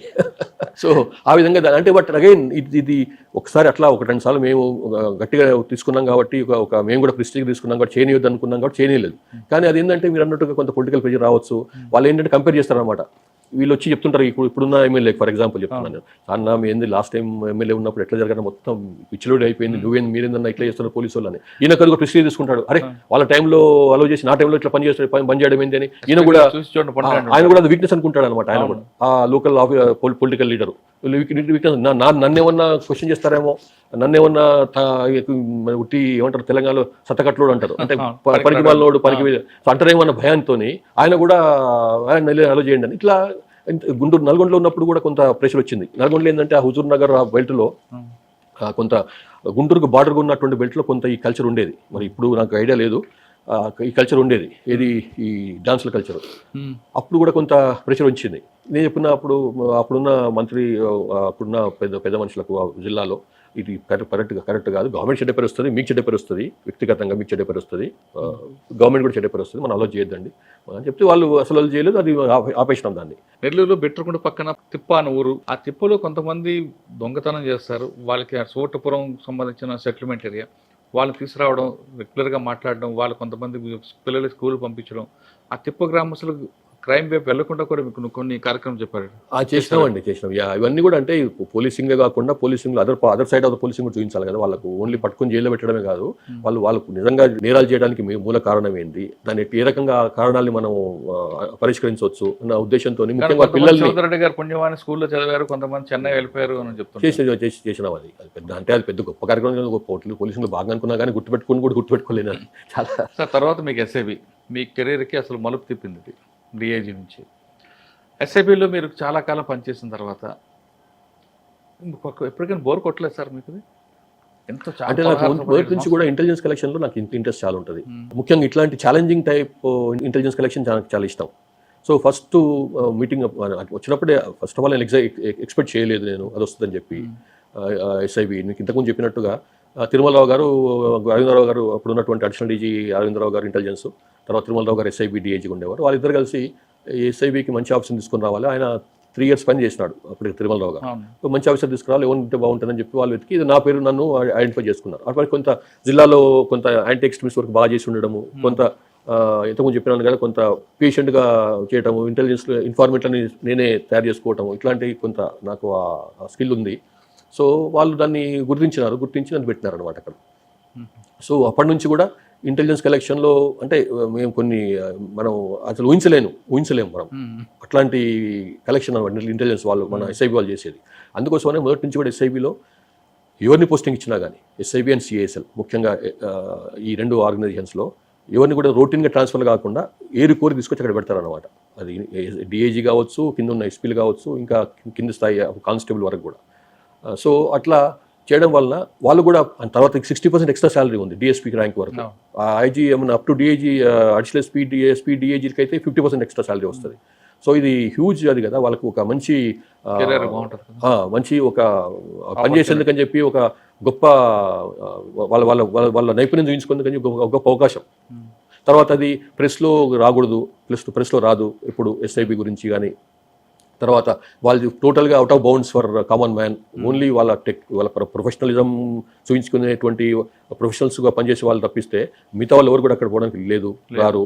ఓన్లీ డీజీ గారు, అడిషనల్ డీజీ ఇంటెలిజెన్స్ మాత్రమే వెళ్ళి అక్కడ మీటింగ్లు పెడతారు. ఇంకెవరికి పెట్టడానికి అవకాశం లేదు. వాళ్ళు వెంబడి వస్తే రావచ్చు, తీసుకొస్తారేమో కానీ ఆరు గ్రేవెంట్స్ వాళ్ళు తప్పిస్తే మిగతా వాళ్ళు పోవడానికి లేదు. సో ఇన్ని ప్రికాషన్స్ తీసుకొని దాన్ని అట్లా నిర్మించడం కాబట్టి చాలా పేరు సంపాదించింది అది. అందులో అక్కడ పనిచేసిన వాళ్ళు మీకు ఇంతకుముందు చెప్పిన అరవిందరావు గారు, మన రత్నారెడ్డి గారు, కెప్టెన్ రత్నారెడ్డి గారు, అంతకన్నా ముందు ఎస్ఆర్ తివారీ గారు, పూర్ణచంద్రరావు గారు, తర్వాత మన గౌతమ్ సవాంగ్ గారు, తర్వాత అంతకన్నా ముందు మన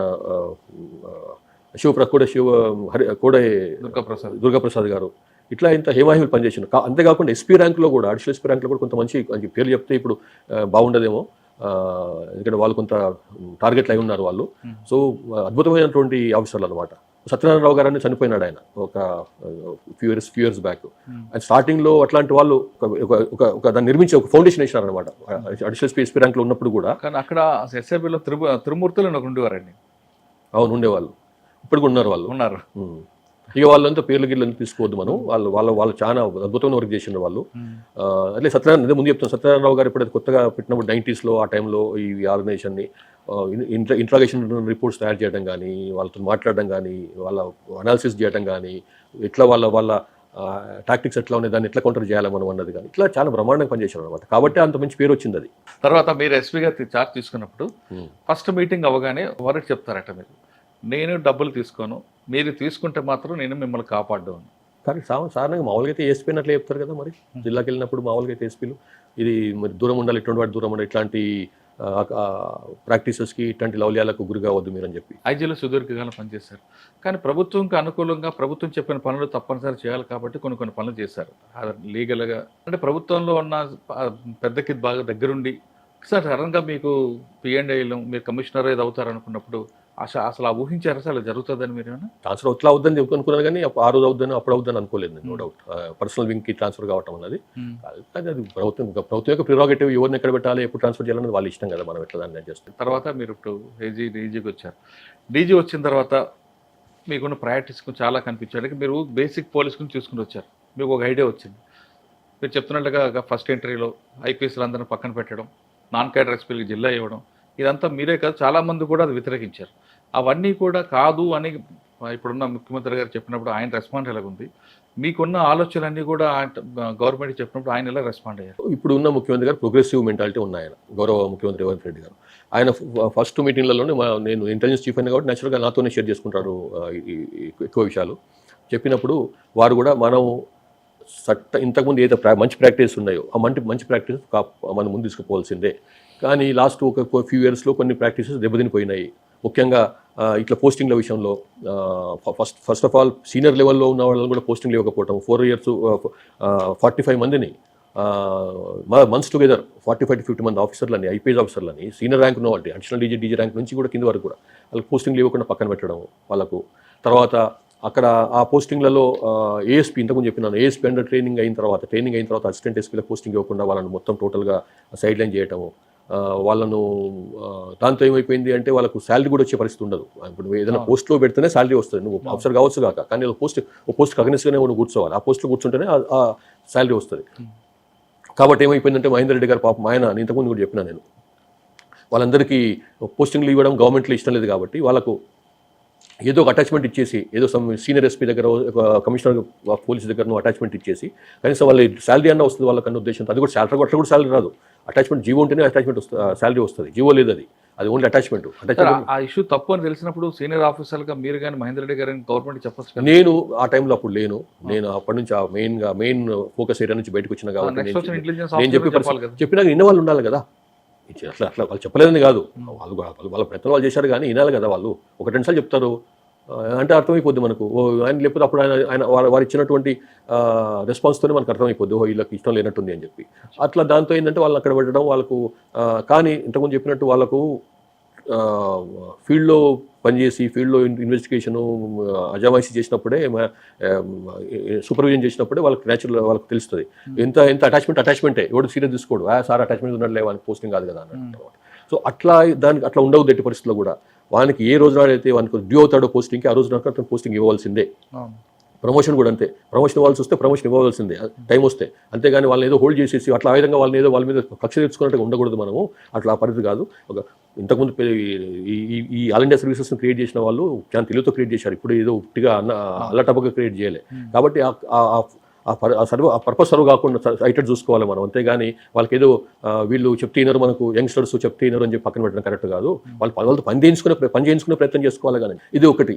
రెండోది, సో నాన్ ఐపీఎస్లను పోస్టింగ్ ఇవ్వడం లేదు జిల్లా ఎస్పీలుగా, అట్లానే ఎవరిని కూడా వెయిటింగ్ పీరియడ్ పెట్టడం లేదు లాస్ట్ 2.5 years నుంచి. సో ఆ విధంగా చాలా ఇంప్రూవ్మెంట్ అయింది పోలీస్ డిపార్ట్మెంట్లో.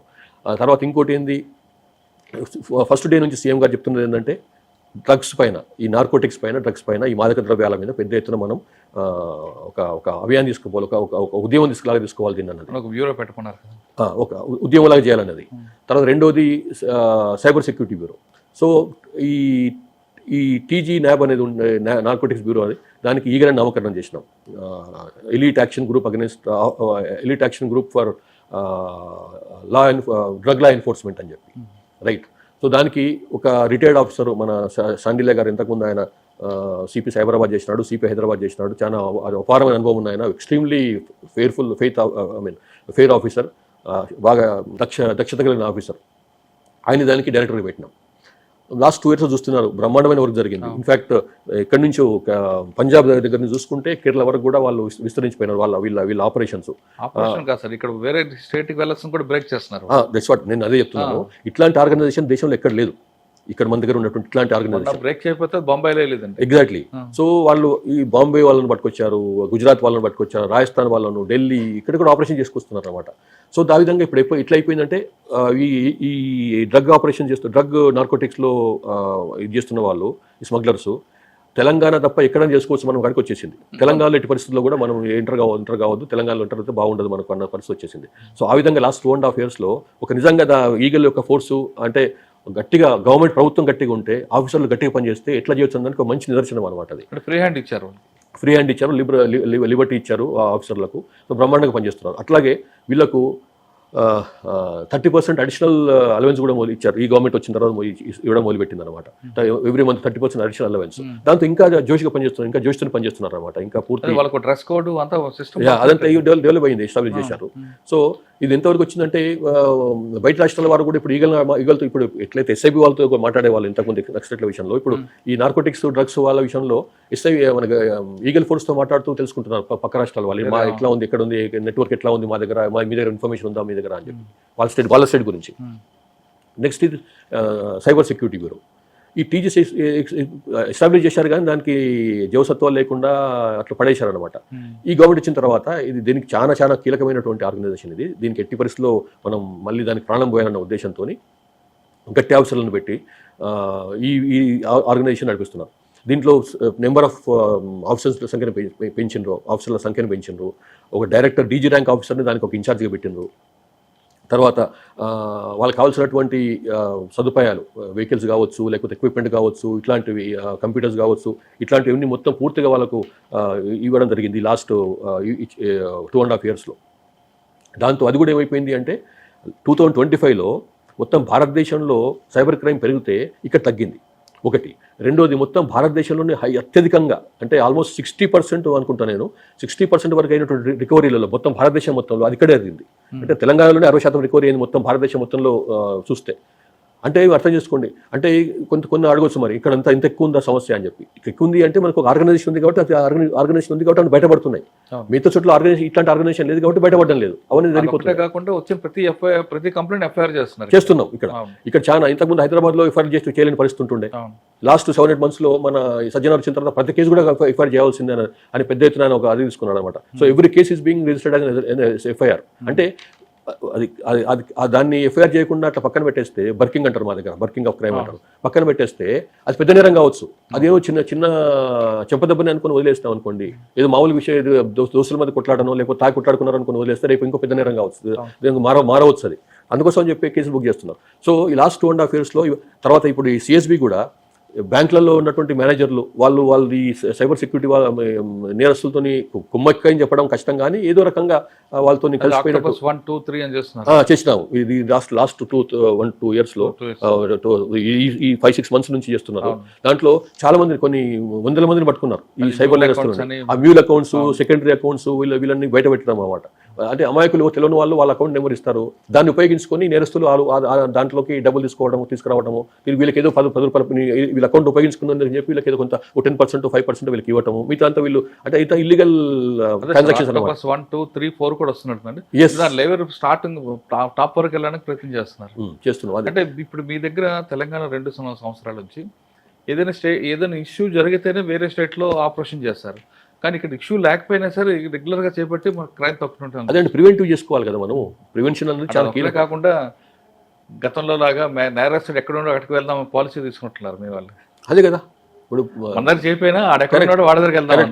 కరెక్ట్. అది చాలా ముఖ్యం, ప్రివెన్షన్ లో చాలా ముఖ్యం.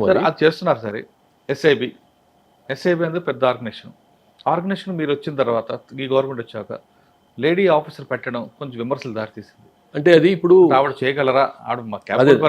I understand. 2013-14లో సుమతి గారు అక్కడ సిఎస్ఎల్లో ఎస్పీగా ఉన్నారు. CSL counter intelligence. మీకు తెలుసు కౌంటర్ ఇంటెలిజెన్స్ అంటే ఇది పూర్తిగా యాంటీ టెర్రరిస్ట్ వర్క్ చేసేది అనమాట. యాంటీ టెర్రరిస్ట్ వర్క్ చేసేది. ఎస్ఐబి అంటేనేమో యాంటీ ఎల్డబ్ల్యూ వర్క్ చేసేది. So intelligence collection. సో సిఎస్ఎల్లో పనిచేసినప్పుడు సుమారు 1.5 years ఉన్నట్టుంది సిఎస్ఎల్లో. చాలా మంచి పేరు సంపాదించింది. ఢిల్లీలో కూడా ఆమె చేసిన ఆపరేషన్స్ చర్చించేవాళ్ళు. 2000 ఆమె ఆ టైంలో సిఎస్ఎల్ ఉన్న గుంటూరులో కూడా పట్టుకున్నారు. చాలా operation, all India level operation చేసేది. సో ఆమెకి క్యాపబిలిటీ ఉంది, దక్షత ఉంది, మంచి ఇంటెలిజెన్స్ వింగ్స్ని హిట్ చేసేటువంటి నైపుణ్యం ఉంది. సో ఏమనుకున్నాం, అంతకంటే మంచి ఆఫీసర్ లేరు, విల్ హ్యావ్ ఇట్ ఇప్పుడున్న పరిస్థితుల్లో అని చెప్పి ఎస్ఐబిలో ఆమెను పెట్టినాం. మీరు అన్నట్టు కొంతమంది ఇంట్లో ఆవిడకి అనుభవం లేదు. అదే అది ఎగ్జాక్ట్లీ. మనం టెస్ట్ చేయకుండా పోస్టింగ్ ఇవ్వకుండా అనుభవం లేదంటే ఎట్లా? ముందు ఆయనకి అక్కడ పెడితే కదా అనుభవం వచ్చేది. మీరు అనుభవం ఇవ్వకుండానే ఏఎస్పీకి కానీ ఎస్పీకి కానీ పనిచేయలేదు, డైరెక్ట్ గా ఐజీ పోస్టులు కూర్చోబెట్టారు. అంటే ఆమె ఉద్యోగంలోకి వచ్చే వరకల్లా కొంత ఎక్స్పీరియన్స్ తగ్గిపోవడం మొదలుపెట్టింది. సో అవకాశం రాలేదు, చాలా మందికి అట్లా అవకాశం రాలేదు. కాబట్టి అవకాశం ఇవ్వకుండా మీరు ఆమె గత ప్రభుత్వం అక్కడ ఓఎస్డీలు పెట్టి రిటైర్డ్ ఆఫీసర్లు పెట్టి నడిపారు కదా. కరెక్టే, అది కరెక్ట్. అంటే కొంతమంది మంచి ఎక్స్పీరియన్స్ ఉన్న వాళ్ళు ఎందుకు వదులుకోవాలన్న ఉద్దేశంతో నడిపించారు అది. సో ఇప్పుడు ఏమైంది, ఈమె ఇచ్చిన తర్వాత మీరు అన్నట్టు కొంత అక్కడక్కడ 1-2 చోట్ల నాకు కూడా ఫోన్ చేశారు. కానీ నేను చెప్పిన సార్, మేము పూర్తి మాకు అనుభవం ఉండి ఆమె పట్ల మాకు నాలెడ్జ్ ఉంది, ఎట్లా పనిచేస్తున్నది, కాబట్టి మేము పోస్టింగ్ ఇచ్చినామని. మీరు చూశారు ఇప్పుడు మీరు లాస్ట్ 2 years తర్వాత, ఇప్పుడు ఇవాళ చూడండి 2.5 years తర్వాత ఇవాళ చూడండి ఎక్స్ట్రీమిజంలో ఎల్డబ్ల్యూనిక్లు కంట్రోల్ చేయడంలో ఎంత పెద్ద పాత్ర ఉందో. సాక్షాత్తు యూనియన్ హోమ్ మినిస్టర్ కూడా పేరుతో సహా గుర్తుపెట్టుకుని ఆమెతో మాట్లాడిన సందర్భాలు ఉన్నాయి. బాగా పనిచేస్తుందని చెప్పి మెచ్చుకున్న సందర్భాలు ఉన్నాయి. ఐబీ వాళ్ళు, ఎంహెచ్ఏ వాళ్ళు ఆమె వర్క్ను మెచ్చుకున్నారు. కాబట్టి ఇంకా అంతకంటే కావాలండి. కానీ మీ సహకారం ఉందట కదా.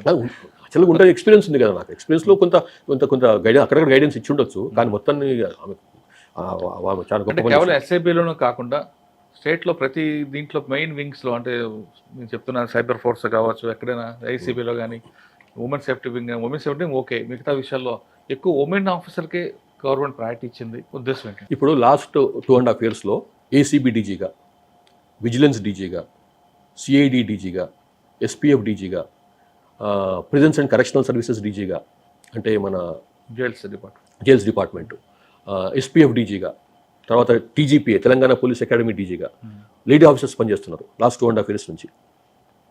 బ్రహ్మాండంగా పనిచేస్తున్నారు, ఎక్కడ కూడా చిన్న అది లేకుండా పనిచేస్తున్నారు. ప్లస్ మీరు ఇంతకుముందు చెప్పినట్టు ఎస్ఐబి డిఐజీ చాలా కీలకమైన పోస్టు, నెంబర్ 1 పోస్ట్, డిఐజీ పోస్టులో నెంబర్ 1 పోస్ట్ అది అక్కడ. సో ఇవంతా ఆఫీసర్లు ఈ లేడీ ఆఫీసర్స్ పనిచేస్తున్నారు. ఎక్కడన్నా చిన్న అది జరిగిందండి, ఎంత చక్కగా నడుస్తుంది వ్యవస్థ ఎక్కడ కూడా. సో లాస్ట్ 2.5 yearsలో అంటే ఈ ప్రభుత్వము మొదటి నుంచి కూడా, ఈ వచ్చినప్పటి నుంచి కూడా లేడీ ఆఫీసర్స్కి ప్రాముఖ్యం వేయాలి. మనము లేడీస్కి ఆకాశంలో సగం అంటారు, హాఫ్ ఆఫ్ ది పాపులేషన్, అంతలో ఇంత అది ఇంపార్టెంట్ పోస్టులలో వాళ్ళు ఇవ్వకపోతే ఎట్లా అని చెప్పి ఇచ్చారు. బ్రహ్మాండంగా పనిచేస్తున్నారు. అట్లానే పోస్ట్ కాకుండా కొన్ని దగ్గర డిఎస్పీలు కూడా ఇచ్చారు. కరీంనగర్ జిల్లాలో హుజూరాబాద్ డిఎస్పీగా ఒక మాధవి అని చెప్పి ఆమెకు పోస్టింగ్ ఇచ్చినాం. సబ్ ఇన్స్పెక్టర్ నుంచి ప్రమోట్ అయ్యి వచ్చినాం ఆఫీసర్. ఫస్ట్ టైం ఒక సబ్ డివిజన్కు మహిళా ఎస్డిపిఓగా పనిచేయడం ఫస్ట్ టైం ఈ లాస్ట్ 14 years, 12 yearsలోనే కదా, తెలంగాణ వచ్చినాకనే కదా, తెలంగాణ రాకముందు కూడా ఉమ్మడి రాష్ట్రంలో కూడా ఎప్పుడు లేదు. డిఎస్పీ డైరెక్ట్ DSP అయినా వేరే CID లోనే అక్కడ పెట్టారు. సిఐడిలో ఎక్కడ నాలుగు అక్కడ లూప్ లైన్ పోస్టుల్లో పెట్టేవారు, మెయిన్ లైన్ పోస్టులో ఇప్పుడు పెట్టి ల్యాండ్ ఆర్డర్ పోస్టులో ఇప్పుడు పెట్టకపోయేవారు. ఇట్లాంటి ఇంపార్టెంట్ పోస్టులలో హుజరాబాద్ లాంటి కీలకమైనటువంటి సబ్ డివిజన్కి అవును డిఎస్పీ ఎస్డిపి పనిచేస్తున్నాయి. సో ఇది ఒక ఎగ్జాంపుల్ ఈ గవర్నమెంట్ ఎంత ప్రాముఖ్యంగా లేడీస్కి ఇస్తుంది. ఈ లాస్ట్ 2.5 years లో ఉంది అది. సో పోలీస్ వ్యవస్థను బాగా పెరిగి బాగా పనిచేస్తున్నది ఈ లాస్ట్ 2.5 years లో. ఈ ఆఫీసర్లో చాలా వాళ్ళ ఆత్మస్థైర్యం బాగా పెరిగింది, వాళ్ళ మొరాల్ చాలా ఇంప్రూవ్ అయింది. అండ్ టెక్నాలజీ బాగా ఉపయోగించుకుంటున్నారు, టెక్నాలజీలో కూడా చాలా ఇంప్రూవ్మెంట్ ఉంది లాస్ట్ అంతకుముందు కొంచెం పోలిస్తే. సో అండ్ ఎస్పీలు చాలామంది ఐఐటీలు అట్లా చేసిన వాళ్ళు పనిచేసిన వాళ్ళు, బాంబే ఐఐటి, మద్రాస్ ఐఐటి, లేకపోతే ఇక్కడ కాన్పూర్, ఖర్గ్పూర్ ఇట్లాంటి మంచి స్ట్రాంగ్ మంచి పెద్ద ఇన్స్టిట్యూషన్లో పనిచేసిన మన చదువుకున్న వాళ్ళు ఎస్పీలుగా ఉన్నారు, ఆఫీసర్లుగా ఉన్నారు. వాళ్ళకు ఉన్నటువంటి నైపుణ్యాన్ని, వాళ్ళకు ఉన్న తెలివిని బాగా ఉపయోగిస్తున్నారు. దానికంటే మించి మీరు చూస్తున్నారు ఇంకొక ముఖ్యమైన అదేంటంటే రోడ్ సేఫ్టీ. ఈ ప్రభుత్వం పెట్టినటువంటి మెయిన్ అదంటే రోడ్ సేఫ్టీ అన్నది అరైవల్ అనే ప్రోగ్రామ్ కింద దాన్ని టేకప్ చేసినాం. అది ప్రభుత్వ ప్రోగ్రామ్ లాగా టేకప్ చేసినాం. సో అది లాస్ట్ నేను ఇంతకుముందు చెప్పినాను, నెల్లూరు ఎస్పీ ఉన్నప్పుడు మొదలు పెట్టాను అరైవల్ అనే ప్రోగ్రామ్తో. బట్ ఎనీవే దీన్ని ఒక ప్రభుత్వ ప్రోగ్రామ్గా చేస్తే బాగుంటుంది. నెల్లూరులో చేసిన, విశాఖపట్నంలో కూడా పెద్ద ఎత్తున టేకప్ చేసిన ఈ ప్రోగ్రామ్ అరైవల్ అని. ఈ ప్రజాపాలన ప్రగతి ప్రణాళిక ప్రోగ్రాంలో భాగంగా దీన్ని టేకప్ చేశారు ఈ ప్రభుత్వం. కానీ అంతకు ముందే ఒక జనవరి 1st weekలోనే 2nd weekలోనే సీఎం గారు దీన్ని ఫ్లాగ్ ఆఫ్ చేశారు ఈ ప్రోగ్రామ్ని. వాళ్ళకి ఏం చెప్పినా అంటే, సార్ ఇది ఇట్లా మనకు 800 మంది హత్యలలో మరణిస్తుంటే 7,500 మంది 7,800 మంది రోడ్ల మీద చనిపోతున్నారు. అమాయకులు మర్డర్లు చనిపోతే, ఎవరికన్నా మర్డర్లు చచ్చిపోతే కనీసం కారణం ఉంటుంది, అంటే ఏదో మోటివ్ ఉంటుంది. మర్డర్స్లలో చంపిన వారికి మోటివ్ ఉంటుంది. ఏదో భూమి పంచాయతీ కావచ్చు, పొలం పంచాయతీ, గట్ట పంచాయతీ, చెట్టు పంచాయతీ ఏదో ఉండొచ్చు. అదో ఇల్లీగల్ కనెక్షన్ కావచ్చు, పాత పగలు కావచ్చు, ఏవో ఉంటుంటుంది. కానీ రోడ్డు మీద చనిపోయిన ఏముంటుందండి? టక్కున మార్నింగ్ బ్రేక్ఫాస్ట్ చేసుకుని స్కూల్కో, కాలేజ్కో, ఆఫీస్కి వెళ్తాను బయలుదేరుతాడు. ఒక అరగంట సేపట్లో ఏదో యాక్సిడెంట్ అవుతుంది, ఫోన్ వస్తుంది ఇంటికి, మీ వాడు అక్కడ పడున్నాడు అక్కడ అని చెప్పి. అది ఎంత ఫ్యామిలీ అంతా ఎగ్జామ్ రోడ్డు మీదకి వచ్చినట్టే కదా చాలా మంది. చనిపోతే కాదు సార్, కొంతమంది కాళ్ళు వచ్చి విరిగిపోయి జీవితాలు. అది ఇంకోటి, అది చనిపోవడం ఒక ఎత్తు అయితే, ఇతను మీరు అన్నట్టు కాలు చేయిరిపోయి ఏమంటారు అశక్తుడైపోయి, అతన్ని మొత్తం టోటల్ ఇన్కెపాసిటేటెడ్ అయిపోయి, అతను ఏం చేయలేక, ఇంట్లో చూడలేక బయలేక, సో అతనికి బాధనే, అతను చూస్తున్న వాళ్ళకి బాధనే. సో ఎంత ప్రాబ్లం అంటే, కొన్ని లక్షల మంది ఇవాళ దగ్గర 7,800 మంది చనిపోతున్నారంటే మామూలు విషయం కాదు. కాబట్టి అది సీఎం గారు చెప్పినప్పుడు సీఎం గారు దాన్ని చాలా పాజిటివ్గా తీసుకున్నాడు. ఇది మనం చేయాల్సిన ప్రోగ్రామ్ అని చెప్పి దాంతో ఫ్లాగ్ ఆఫ్ చేసినాము జనవరిలో. తర్వాత మళ్ళీ ప్రగతి ప్రణాళిక ప్రోగ్రామ్ కూడా ఇది ఇంప్లిమెంట్ చేయాలి సార్ అని చెప్పి సీఎం గారిని రిక్వెస్ట్ చేస్తే వాళ్ళు కూడా యాక్సెప్ట్ చేశారు. సో దాంట్లో ఒక 1 week పాటు పెద్ద ఎత్తున ప్రజల్లోకి వెళ్ళాలి. ఇది ఒక క్యాంపెయిన్ లాగా ఉండాలి. దాని పేరే పెట్టినాం arrive A campaign for safer roads in Telangana అని చెప్పి. పెద్ద ఎత్తున ప్రజల్లోకి వెళ్ళాలి ఈ ప్రోగ్రామ్ అని చెప్పి. సో అందులో అన్ని వింగ్స్ ఆఫ్ ద గవర్నమెంట్ కూడా పార్టిసిపేట్ చేసినాయి. అటు పొలిటికల్ ఎగ్జిక్యూటివ్స్ కూడా పార్టిసిపేట్ చేసినారు. కొత్తగా ఎలక్ట్ అయినటువంటి గ్రామ పంచాయతీలలో ఉన్నటువంటి సర్పంచ్లు వాళ్ళు చాలా మంది, కొన్ని 100 గ్రామాలు వాళ్ళు తీర్మానాలు పాస్ చేసినాయి. మా ఊర్లో హెల్మెట్ లేకుండా రావద్దు, హెల్మెట్ లేకుండా ఎవరిని పోనేము, మా ఊర్లో తిరగనేము. తర్వాత అందరూ సీట్ బెల్ట్ పెట్టుకోవాల్సిందే. హెల్మెట్ అంటే ముందు కూర్చున్న వాడు కూడా, వెనక కూర్చున్న వాడు కూడా హెల్మెట్ పెట్టుకోవాలి. చిన్నపిల్లలు ఉన్నప్పుడు పోతే చిన్నపిల్లలు కూడా హెల్మెట్ పెట్టుకోవాలి. వాళ్ళకి సైజు దగ్గర హెల్మెట్లు దొరుకుతాయి మనకు. సో ఇవన్నీ ప్రజల్లోకి వెళ్ళాలి. మరి రాంగ్ రూట్లో వెళ్ళకూడదు. నైట్ టైంలో వెళ్తున్నప్పుడు ఆ ఫోకస్ లైట్ ఎట్లా వేయాలి, ఎప్పుడు డిమ్ చేయాలి లైట్ని, ఎప్పుడు లో బీమ్లోకి రావాలి, ఎప్పుడు హై బీమ్లో ఉండాలన్నది చిన్న విషయాలు కావచ్చు కాక చాలా పెద్ద. తర్వాత హెల్మెట్ పెట్టుకొని అది మన క్లిప్ పెట్టుకో బకల్ చేసుకోకుండా హెల్మెట్ పెట్టుకున్నట్టే నువ్వు బక్లప్ చేసుకుని ఒకసారి ఇంపాక్ట్కి హెల్మెట్ ముందుకెళ్ళిపోద్ది. తర్వాత నువ్వు భూమికి తల తగిలినప్పుడు హెల్మెట్ ఉండదు. అటువంటిప్పుడు పెట్టుకున్న లాభం లేదు. కాబట్టి హెల్మెట్ పెట్టుకుంటే బక్లప్ కూడా చేసుకోవాలి దాన్ని ప్రాపర్గా. చిన్న విషయాలే కానీ చాలా ప్రాణాలు కాపాడేటువంటి మెలకువలు అన్నమాట. డిఫెన్సివ్ డ్రైవింగ్ పాటించాలి. డిఫెన్సివ్ డ్రైవింగ్ అంటే నువ్వు డ్రైవ్ చేస్తుండొచ్చు కాక, కానీ ఎదుటి డ్రైవర్ మీద కన్నేయాలి. వాడు మీరు మంచి డ్రైవర్ కావచ్చు కాక, కానీ వాడు మంచి డ్రైవర్ కాకపోవచ్చు. కాబట్టి నువ్వు ఎప్పుడైనా కానీ నువ్వు ఒక డిఫెన్సివ్ ఉండాలి. వాడు ఏమైనా డ్రైవింగ్ వచ్చి కావచ్చు, లెఫ్ట్ లో ఉన్నా కరెక్ట్గా ఉండాలి. అటు నుంచి వస్తున్నప్పుడు పక్క నుంచి స్కూల్ పిల్లలు రావచ్చు, కాలేజ్ పిల్లలు రావచ్చు, తక్కువ రోడ్ పైకి రావచ్చు, ఆడుకుంటున్న పిల్లలు రావచ్చు, ఒక స్కూటర్ రావచ్చు, సైకిల్ రావచ్చు, లేకపోతే బర్రె రావచ్చు, గొర్రె రావచ్చు, బ్రేక్ వేసే అవకాశం రాకపోవచ్చు. కాబట్టి జాగ్రత్తగా ఉండి డిఫెన్సివ్ డ్రైవింగ్ చేయండి అని చెప్పి. తర్వాత ఇంకోటి ఏంటంటే లెఫ్ట్ నుంచి ఓవర్టేక్ చేయడం అనేది చాలా కామన్ అయిపోయింది. టోటల్ అది తప్పు. అది లెఫ్ట్ నుంచి ఓవర్టేక్ చేయడం అనేది మనకి రైట్ నుంచి ఓవర్టేక్ చేయాలి. ఎందుకంటే డ్రైవర్ మనం రైట్లో కూర్చుంటారు, ముందున్న డ్రైవర్ రైట్ కూర్చుంటారు. కాబట్టి ఎన్నుకున్న నుంచి ఓవర్టేక్ చేసే వాళ్ళకి తెలుస్తుంది, వాళ్ళకి ఇట్లా సైడ్ ఇస్తాడు. కానీ లెఫ్ట్ నుంచి ఓవర్టేక్ చేస్తే వాళ్ళకి తెలుస్తుంది ఎంత మీకు సైడ్ మిర్రర్లు పెట్టుకున్నా కానీ కష్టం అనమాట. సో ఇవన్నిటిని కూడా ప్రజలలో బాగా పెద్ద ఎత్తున వెళ్ళాలని చెప్పి ఉద్దేశంతో 1 week పాటు చేసినాం. అది దాని ప్రభుత్వం ఇంకా కంటిన్యూ చేస్తుంది. నా ఉద్దేశం పెట్టినప్పుడు నా ఉద్దేశం ఏంటంటే ప్రతి నెల లాస్ట్ వీక్ ఆఫ్ ప్రతి నెల దీన్ని టికప్ చేయాలి పెద్ద ఎత్తున. అట్లా చేస్తే అంటే మనకు చాలా పనులు ఉంటాయి, ఇది ఒకటే పని అనొచ్చు. కాబట్టి రోడ్ సేఫ్టీ సంబంధించినటువంటి అంశాలన్నీ ప్రతి నెల లాస్ట్ వీక్లో పెద్ద ఎత్తున ప్రజల్లోకి వెళ్ళాలి, ఇది ఎట్లా మనం చేయాలన్నది ఉద్దేశం అన్నమాట. సార్, ప్రజాపాలన మీరు పెట్టారు, పోలీస్ డిపార్ట్మెంట్కి చెప్తే మిగతా డిపార్ట్మెంట్ రావాలని గవర్నమెంట్ నిర్ణయం తీసుకుంది కాబట్టి గవర్నమెంట్ మిగతా డిపార్ట్మెంట్ కూడా ఇన్వాల్వ్ అవుతున్నాయి, చేయాలని పెట్టారు. కానీ కొన్ని డిపార్ట్మెంట్లు మా డ్యూటీ కాదు, పోలీస్ డిపార్ట్మెంట్ మీ మీద రావాలంటారు. మరి అంటే అట్లా ఇప్పుడు ఒకటి ఇందులో ఇది ఓన్లీ 1 వీక్ పార్టే, ఇది వేరే డిపార్ట్మెంట్, మరి పోలీస్ డిపార్ట్మెంట్ డ్యూటీ అది, police and transport department duty ఇది. కానీ ఆ పర్టికులర్ టైంలో ఆ 1 వీక్ టైంలో మాత్రం అన్ని డిపార్ట్మెంట్స్ కూడా ఇన్వాల్వ్ కావాలి ఇందులో అని. సో ఇంకా వేరే డిపార్ట్మెంట్ వేరే పని పెట్టలేదు వేరే డిపార్ట్మెంట్లకి, ఇది ఒకటే డిపార్ట్మెంట్ ఈ అరైవల్ అనేది ఒక ప్రోగ్రామ్. కాబట్టి అన్ని డిపార్ట్మెంట్స్ ఆ 1 వీక్ పార్ట్ ఇన్వాల్వ్ చేయాలని ఉద్దేశం అనమాట. ఎందుకంటే గవర్నమెంట్ హౌస్లో లక్షల మంది ఉన్నారు, గవర్నమెంట్ టీచర్లు ఉన్నారు, రెవెన్యూ డిపార్ట్మెంట్ వాళ్ళు ఉన్నారు, పంచాయతీరాజ్ వాళ్ళు ఉన్నారు, ఇట్లా అన్ని డిపార్ట్మెంట్స్ లక్షల మంది ఉన్నారు పనిచేస్తున్న వాళ్ళు. దీనికి మీరు చాలా కాలం చూసుంటారు, ఈ ఎంబీ యాక్ట్ అనేది ఊరికొకటి స్టేట్కి ఒకటి ఉండదు, టోటల్ ఎక్కడైనా ఎంబీ యాక్ట్ ఒకటి, మోటార్ వెహికల్ యాక్ట్. కానీ సిటీలో ఒక problem, MB act correct implement అవుతే పక్కనున్న విలేజ్లో ఇంప్లిమెంట్ కాదు. అంటే ఫర్ ఎగ్జాంపుల్ హైదరాబాద్లో లేదా విశాఖపట్నంలో ఎక్కడ హెల్మెట్ పెట్టుకోకపోతే వెంటనే చలాన్ రాస్తారు. కానీ చుట్టుపక్కల ఉన్న విలేజ్లో శ్రీకాకుళం కానీ సంగారెడ్డి కానీ ఇటు వాళ్ళు హెల్మెట్ పెట్టుకోవడం అనేది కామన్, అది పెట్టుకోరాళ్ళు. దానికి కారణం పొలిటీషియన్సే. పెట్టుకుంటే వెంటనే వాళ్ళు ఎస్పీకో ఎవరికి ఫోన్ చేసి పంపించనంటారు. ఆ ఇంపాక్ట్ ఇక్కడ పడుతుంది. అక్కడే ఎంబీ యాక్ట్ అనేది కరెక్ట్గా కింద స్థాయిలో ఇంప్లిమెంట్ చేస్తే ఇది పర్ఫెక్ట్ అవుతుంది అనేది ఉంది. అంటే అది కరెక్ట్ కాదు. ఎవరో ఎస్పీకి ఫోన్ చేసి ఎవరో పొలిటీషియన్ ఫోన్ చేస్తే వాళ్ళు అది ఏదో ఒకటి చోట్ల ఉండొచ్చు. కానీ ఎంపీ యాక్ట్ అక్కడే ఇంప్లిమెంట్ చేస్తారనుకోండి, సిటీలో అలాగే. అందుకోసం అని మీరు చూసాను కదా, లాస్ట్ టైం ఈ అరైవల్ క్యాంపెయిన్ చేసినప్పుడు మా ఫోకస్ అంతా గ్రామాలే. మీరు చూశారు మొత్తం 10-12 జిల్లాలు తిరిగినా నేను. మొత్తం కేవలం గ్రామాల్లోనే ఎక్కువ. మేము ఎక్కడో మారుమూల ప్రాంతాల్లో ఆదిలాబాద్లో జోడఘాట్లోకి వెళ్ళి కూడా మీటింగ్ పెట్టినాం. జోడఘాట్ పెట్టారు, శ్రీశైలం పెట్టారు, చాలా.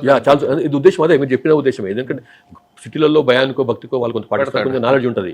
మోర్ ఓవర్ సిటీలో ఏంటంటే కొంత స్పీడ్ తక్కువ పోతారు, కాబట్టి యాక్సిడెంట్ అయినా కానీ ప్రాణాపాయం కలగదు సిటీలో. కానీ గ్రామాల్లో ఏంటంటే స్పీడ్ ఎక్కువ ఉంటుంది, టర్నింగ్స్ ఉండొచ్చు, ప్రాణాపాయం ట్రాఫిక్ తక్కువ ఉంటుంది కాబట్టి ఎక్కువ స్పీడ్లో పోతారు. కాబట్టి ప్రాణాపాయం ఎక్కువ, యాక్సిడెంట్ అయితే ప్రాణాపాయం అయ్యే అవకాశం ఎక్కువ ఉంటుంది. కాబట్టి అక్కడ ఎక్కువ చెప్పాలనే ఉద్దేశంతో మేము పెద్ద ఎత్తున ఫస్ట్ రౌండ్లో చేసినటువంటి అరైవల్ మొత్తం కూడా గ్రామాల్లో చేసినాం ఎక్కువ మటుకు. సార్, మీరు మీకున్న ఎక్స్పీరియన్స్ ప్రకారం గవర్నమెంట్ కొన్ని ప్రయారిటీస్ ఉంటాయి. గవర్నమెంట్కి ఎలాంటి ప్రయారిటీ ఉంది? అంటే లేడీ ఆఫీసర్లు పెట్టి నడిపించడమేనా, లేదు లా అండ్ ఆర్డర్ విషయంలో పర్ఫెక్ట్ తీసుకోవడమా, లేదంటే మీకు చెప్తున్న ఈగల్ బ్యూరోని బాగా ఇంకా స్ట్రెంగ్త్ చేసి ఒకప్పుడు హైదరాబాద్లో గుడంబ రహిత హైదరాబాద్ అలాగే ఏందో ఆ విధంగా చేయడమా? డెఫినెట్లీ అండి, ఉద్దేశం అదే. డ్రగ్ రహిత రాష్ట్రంగా మార్చాలనే ఉద్దేశం అన్నది. డ్రగ్స్ అనేది ఒక పెద్ద ప్రాబ్లం, మహమ్మారిగా అంటారు కదా, మహమ్మారిగా మారిపోయింది.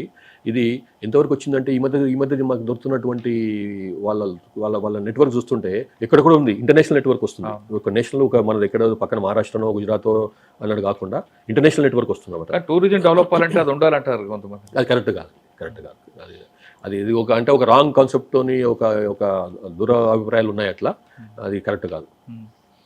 అంటే ఇప్పుడు చెప్తాను, లేయర్స్ ఎలా క్రాష్ చేసుకెళ్తారండి? ఇది తప్పదు. ఇంకా ఇప్పుడు ఇందులో ఏంటంటే తెలంగాణ మాత్రమే ఇట్లాంటి ఆర్గనైజేషన్ ఉంది. ఇట్లాంటి ఆర్గనైజేషన్స్ మొత్తం దేశం అంతా పెట్టాల్సిన అవసరం ఉంది, రైట్? ఒకటి. రెండోది, వాటిని కోఆర్డినేట్ చేసేందుకు అని చెప్పి సెంట్రల్ లెవెల్లో కూడా ఒక ఆర్గనైజేషన్ లాంటి ఒక ఐబీ లాంటిదో లేకపోతే అట్లాంటి ఆర్గనైజేషన్ పెట్టడానికి సపరేట్ ఆప్షన్లు పెట్టేసి చేయాలి, లేకపోతే కష్టం అయిపోతుంది. తర్వాత ఇంకోటి ఇంపార్టెంట్ థింగ్ ఏంటంటే, నిన్న కూడా మనం చెప్పుకున్నాం, ఒకవైపు ఎల్డబ్ల్యూని ఆల్మోస్ట్ రూపుమాపడం తుదముట్టించడం అయిపోయింది. కానీ ఆ ప్రాంతాలు ఇంతకుముందు ఎల్డబ్ల్యూ ఉన్నటువంటి మూమెంట్ ఉన్నటువంటి ప్రాంతాలు అయితే ఉన్నాయో, ఏది ఈ ఛత్తీస్గఢ్ కానీ, ఇటు మహారాష్ట్ర కావచ్చు, ఇటు ఒరిస్సా కావచ్చు, జార్ఖండ్ కావచ్చు, మన ప్రాంతం కావచ్చు, నార్త్ తెలంగాణ, నార్త్ సర్కార్ కావచ్చు, నార్త్ ఆంధ్ర కావచ్చు, ఈ ప్రాంతాల్లో ఈ వాళ్ళు వెళ్ళిపోయిన తర్వాత ఏర్పడ్డటువంటి వ్యాక్యూమ్ని ఈ స్మగ్లర్లు, ఈ గాంజా కల్టివేషన్ చేయించే వాళ్ళు ఏమన్నా ఆక్యుపై చేస్తారన్న భయం ఉంది. రావచ్చు కూడా, ఎందుకంటే ఏఓబీలో మాకు ఆల్రెడీ ఉంది, అది ఆ సమస్య ఉంది, గాంజా కల్టివేషన్ సమస్య ఉంది. అట్లాగే ఈ ఛత్తీస్గఢ్ ప్రాంతాల్లో, ఇప్పుడు కర్రగుట్టలో చుట్టుపక్కల ప్రాంతాల్లో కూడా గాంజా కల్టివేషన్ అయ్యే అవకాశం ఉంటుందేమో అనేది ఒక భయం ఉందన్నమాట. వాళ్ళని అందుకోసమని చెప్పి అక్కడ ఉన్నటువంటి యువతను అటువైపు కాకుండా వాళ్ళని ప్రభుత్వం వెల్ఫేర్ యాక్టివిటీస్, డెవలప్మెంట్ యాక్టివిటీస్ చేయించేసి వాళ్ళకి కొంచెం ఉద్యోగ కల్పనగా చేసి ఇండస్ట్రీలు పెట్టి వాళ్ళను అటు నుంచి కొంచెం దూరం గుంజాలి, ఒకటి.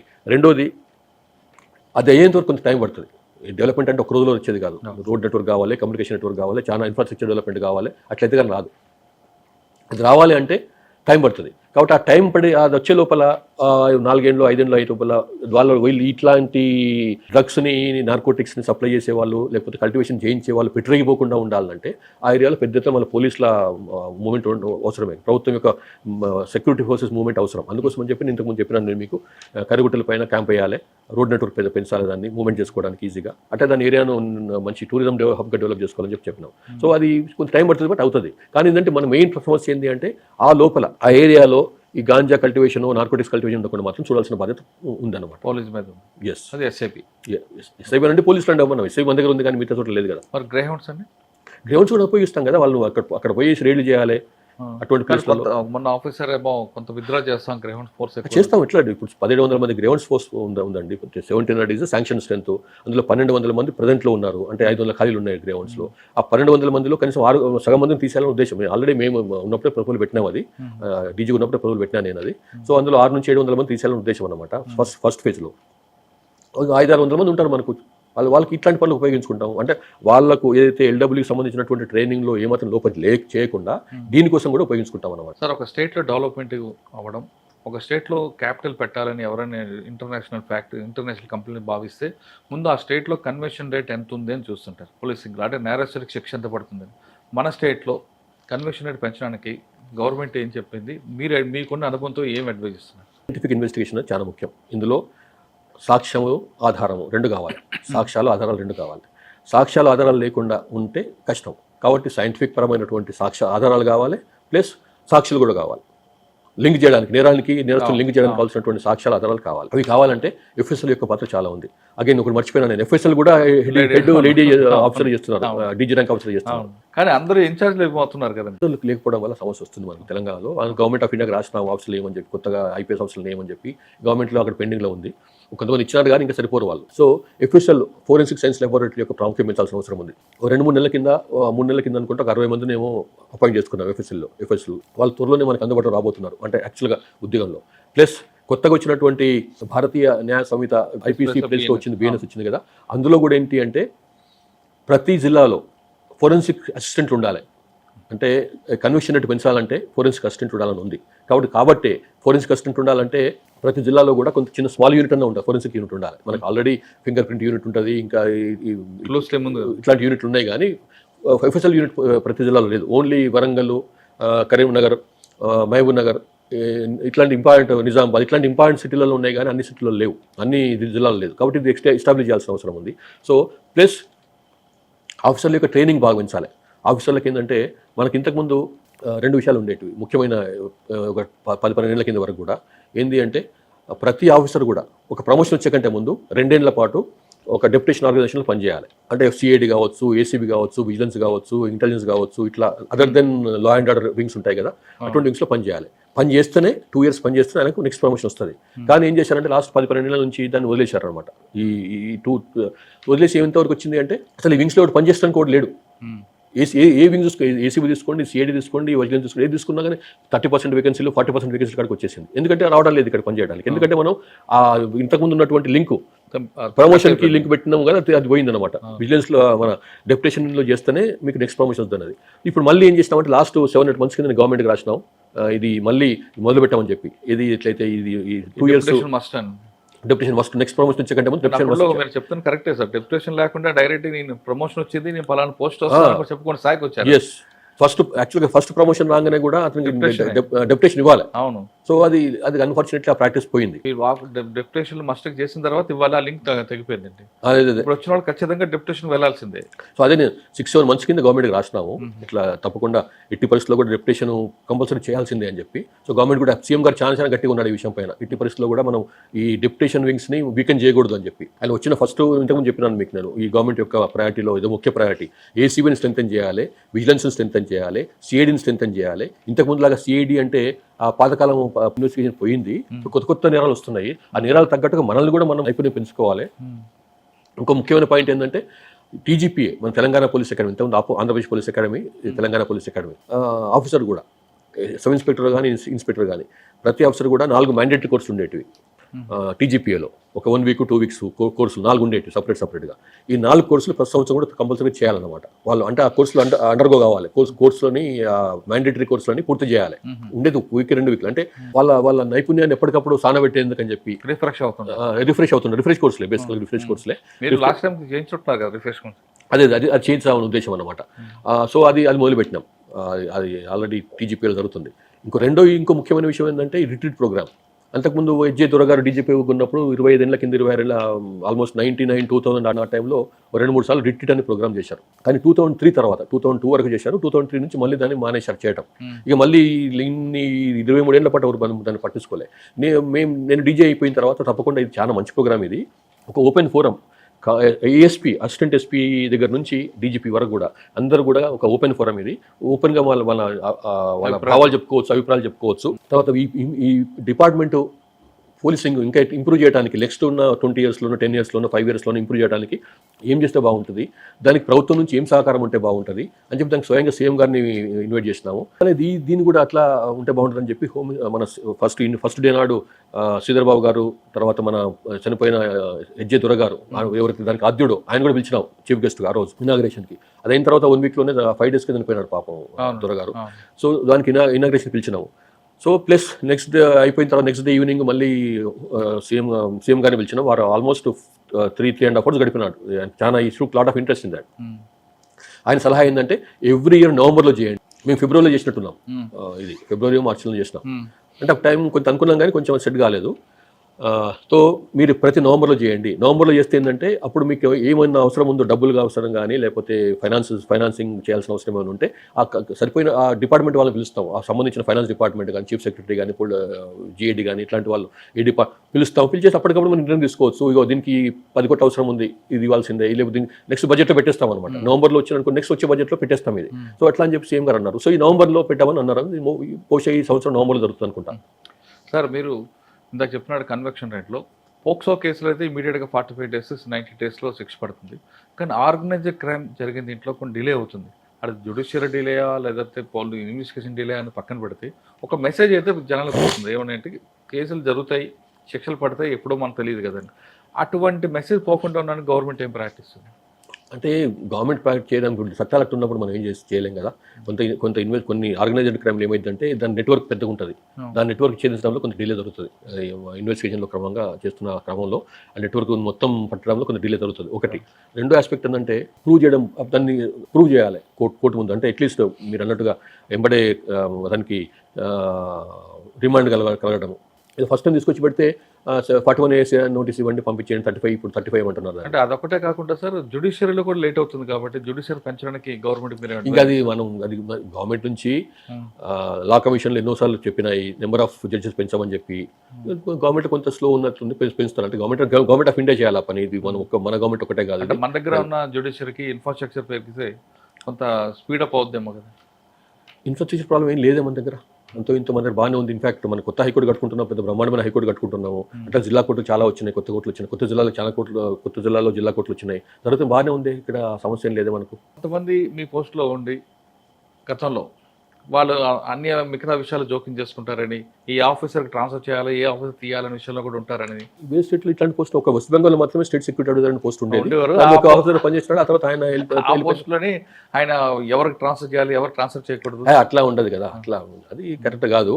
అంటే మనం ఇక్కడ ప్రభుత్వం అడిగింది అనుకోండి, నా ఒపీనియన్ తీసుకున్నారనుకోండి, నా సజెషన్, నా అడ్వైజ్ అడిగినారనుకోండి, తప్పకుండా చెప్తాను నేను. ఇగో ఈయన ఇక్కడ ఎందుకంటే నాకున్న అనుభవం ప్రకారం లాస్ట్ ఫ్యూ ఇయర్స్లో చెప్తాను. ఇగో ఈయన సరిపోతాడు ఈ పోస్ట్కి, సరిపోడు ఈయన పోస్ట్కి అని చెప్తాను. లేకపోతే ఈయనకు ఇది తగ్గ పోస్ట్ కాదు, ఇది సరైన ప్రభుత్వం అడిగితేనే అడ్వైజ్ డిఫరెంట్ అట్లా కూడా ఇస్తాము. తప్పకుండా గవర్నమెంట్కి అడ్వైజ్ ఇవ్వాలని ప్రభుత్వానికి, సీఎం గారికి ఏం అడ్వైజ్ ఇస్తాం. చాలా హార్ట్ సీట్ పైన కూర్చున్నారు.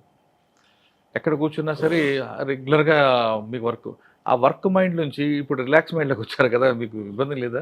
నాకు ఎప్పుడు అట్లా నాకు చిన్నప్పటి నుంచి పుస్తకాలు చదువుకునే అలవాటు బాగుంది. చిన్నప్పటి నుంచి ఈవెన్ ప్రైమరీ స్కూల్లో మా ఇంట్లో పెద్ద లైబ్రరీ ఉండేది మా ఊళ్ళో. సో నాకు పుస్తకాలు చదివే అలవాటు బాగా. హైదరాబాద్లో పుట్టినప్పటికి కూడా సమ్మర్లో ఊరికి వెళ్ళినప్పుడు పుస్తకాలు మొత్తం ఉన్నాయని 2-4-5 సార్లు చదివిన పుస్తకాలు ఉన్నాయి. మీ నాన్నగారు అలవాటు వచ్చిందా? సార్ నాకు ఆ పెద్ద సమస్య ఏం లేదు. నాకు టైం పాస్ కాదు ఎట్లా అన్నది ఏం లేదు. నాకు బ్రహ్మాండం టైం పాస్ అవ్వకొద్ది. ఇంటికి వెళ్ళినా అంటే కనీసం 10 పేజీలు చదవకుండా ప్రతిరోజు 10 పేజీలు చదువుకుంటే నాకు నిద్ర పట్టదు. ఏదో పుస్తకం తీసుకున్నా నా 10 పేజీలు చదువుకుంటాను, పడుకుంటాను, మళ్ళీ నెక్స్ట్ డే మళ్ళీ నెక్స్ట్. సో అట్లా ఈ నాకు తిరిగి ఎట్లా టైం గడుపుతాను అన్నది ఈ ఉద్యోగం లేకున్నాగా నాకు హాయిగా బ్రహ్మాండంగా నేను చేసేవాడు. నాకు ఎట్లాంటి సమస్య ఏం లేదు. తర్వాత నాకు ట్రావెలింగ్ అంటే ఇష్టం. చాలా దేశాలు తిరిగినా నేను. ఇప్పటి నుంచి ఇట్లా ఎంత బిజీ పోస్ట్ ఉన్నా కానీ ఏదో టైం తీసుకొని వారం రోజులైనా ఎక్కడో టైం దొరికితే ఒక రౌండ్ ఇక్కడ వచ్చింది దగ్గర దూరం. తర్వాత నా పిల్లలు ఇద్దరు అమెరికాలో ఉన్నారు ఎప్పటి నుంచో. నా కొడుకు 13 years నుంచి అమెరికాలో ఉన్నాడు. మా అమ్మాయి ఆల్మోస్ట్ 10 years నుంచి అమెరికాలో ఉంది. సో వాళ్ళ దగ్గర పోయిస్తుంటాము. ఇప్పుడు లాస్ట్ 3 yearsలో పోలే. 23 తర్వాత 23 జూన్లో పోయినాము. తర్వాత వచ్చిన తర్వాత జూన్ జూలైలో పోయించిన తర్వాత మళ్ళీ పోలేదు. సో అదర్వైజ్ వాళ్ళ దగ్గరికి ఆల్మోస్ట్ ఎవ్రీ ఇయర్ పోవడం ఒక 15 days నుంచి 45 days వరకు ఎంత టైం దొరికితే అంత పోయి ఉండేవాళ్ళం. ప్లస్ ఆ టైంలో మీరన్నా ఇంతకుముందు అనే వాళ్ళు మాట్లాడి అన్నారు మీరు అడిషనల్ పర్సనల్ పోస్ట్లో ఉన్నారు, అంత బిజీ. పిఎన్ఎల్ కాదు, పర్సనల్. అది పిఎన్ఎల్ అంటేనేమో ప్రొవిజనింగ్ అండ్ లాజిస్టిక్స్, ఇదేమో పర్సనల్ వింగ్ అంటే అడ్మినిస్ట్రేషన్. అది పెద్ద బిజీ పోస్ట్ కాదు. ఆఫీస్లో ఉన్నంత వరకు బిజీ ఉంటుంది, కానీ ఆఫీస్కి వెళ్ళిన తర్వాత మన పని మనదే. సో ఆ టైంలో ఉన్నప్పుడు లీవ్ తీసుకుని అమెరికా పోయించేవాడిని రెగ్యులర్గా, నేను నా వైఫ్. కాబట్టి పెద్ద మాకు ఆ సమస్యలు ఏమి లేవు. సార్ మీరు డీజీగా ఉన్న టైంలో ఏ జిల్లా నుంచి ఎక్కువగా మీకు గ్రీవెన్స్ ఉండేదండి? నాకు ఎట్లాంటిది ఏం లేదండి. నాకు సంబంధించిన వరకు అయితే అసలు అట్లాంటి సాధారణంగా అపోజిషన్ పార్టీల మీద ఎక్కువ అబ్జర్వేషన్ పెట్టండి, ఏ తప్పు దొరికినా వాళ్ళని ఒక ఫ్రేమ్లో ఫిక్స్ చేయండి అని గత ప్రభుత్వాలు ఆదేశాలు ఇచ్చి ఇవ్వడమే కాదు అమలు చేశాయి. అది మీకు తెలుసు, నాకు తెలుసు, జనం కూడా తెలుసు.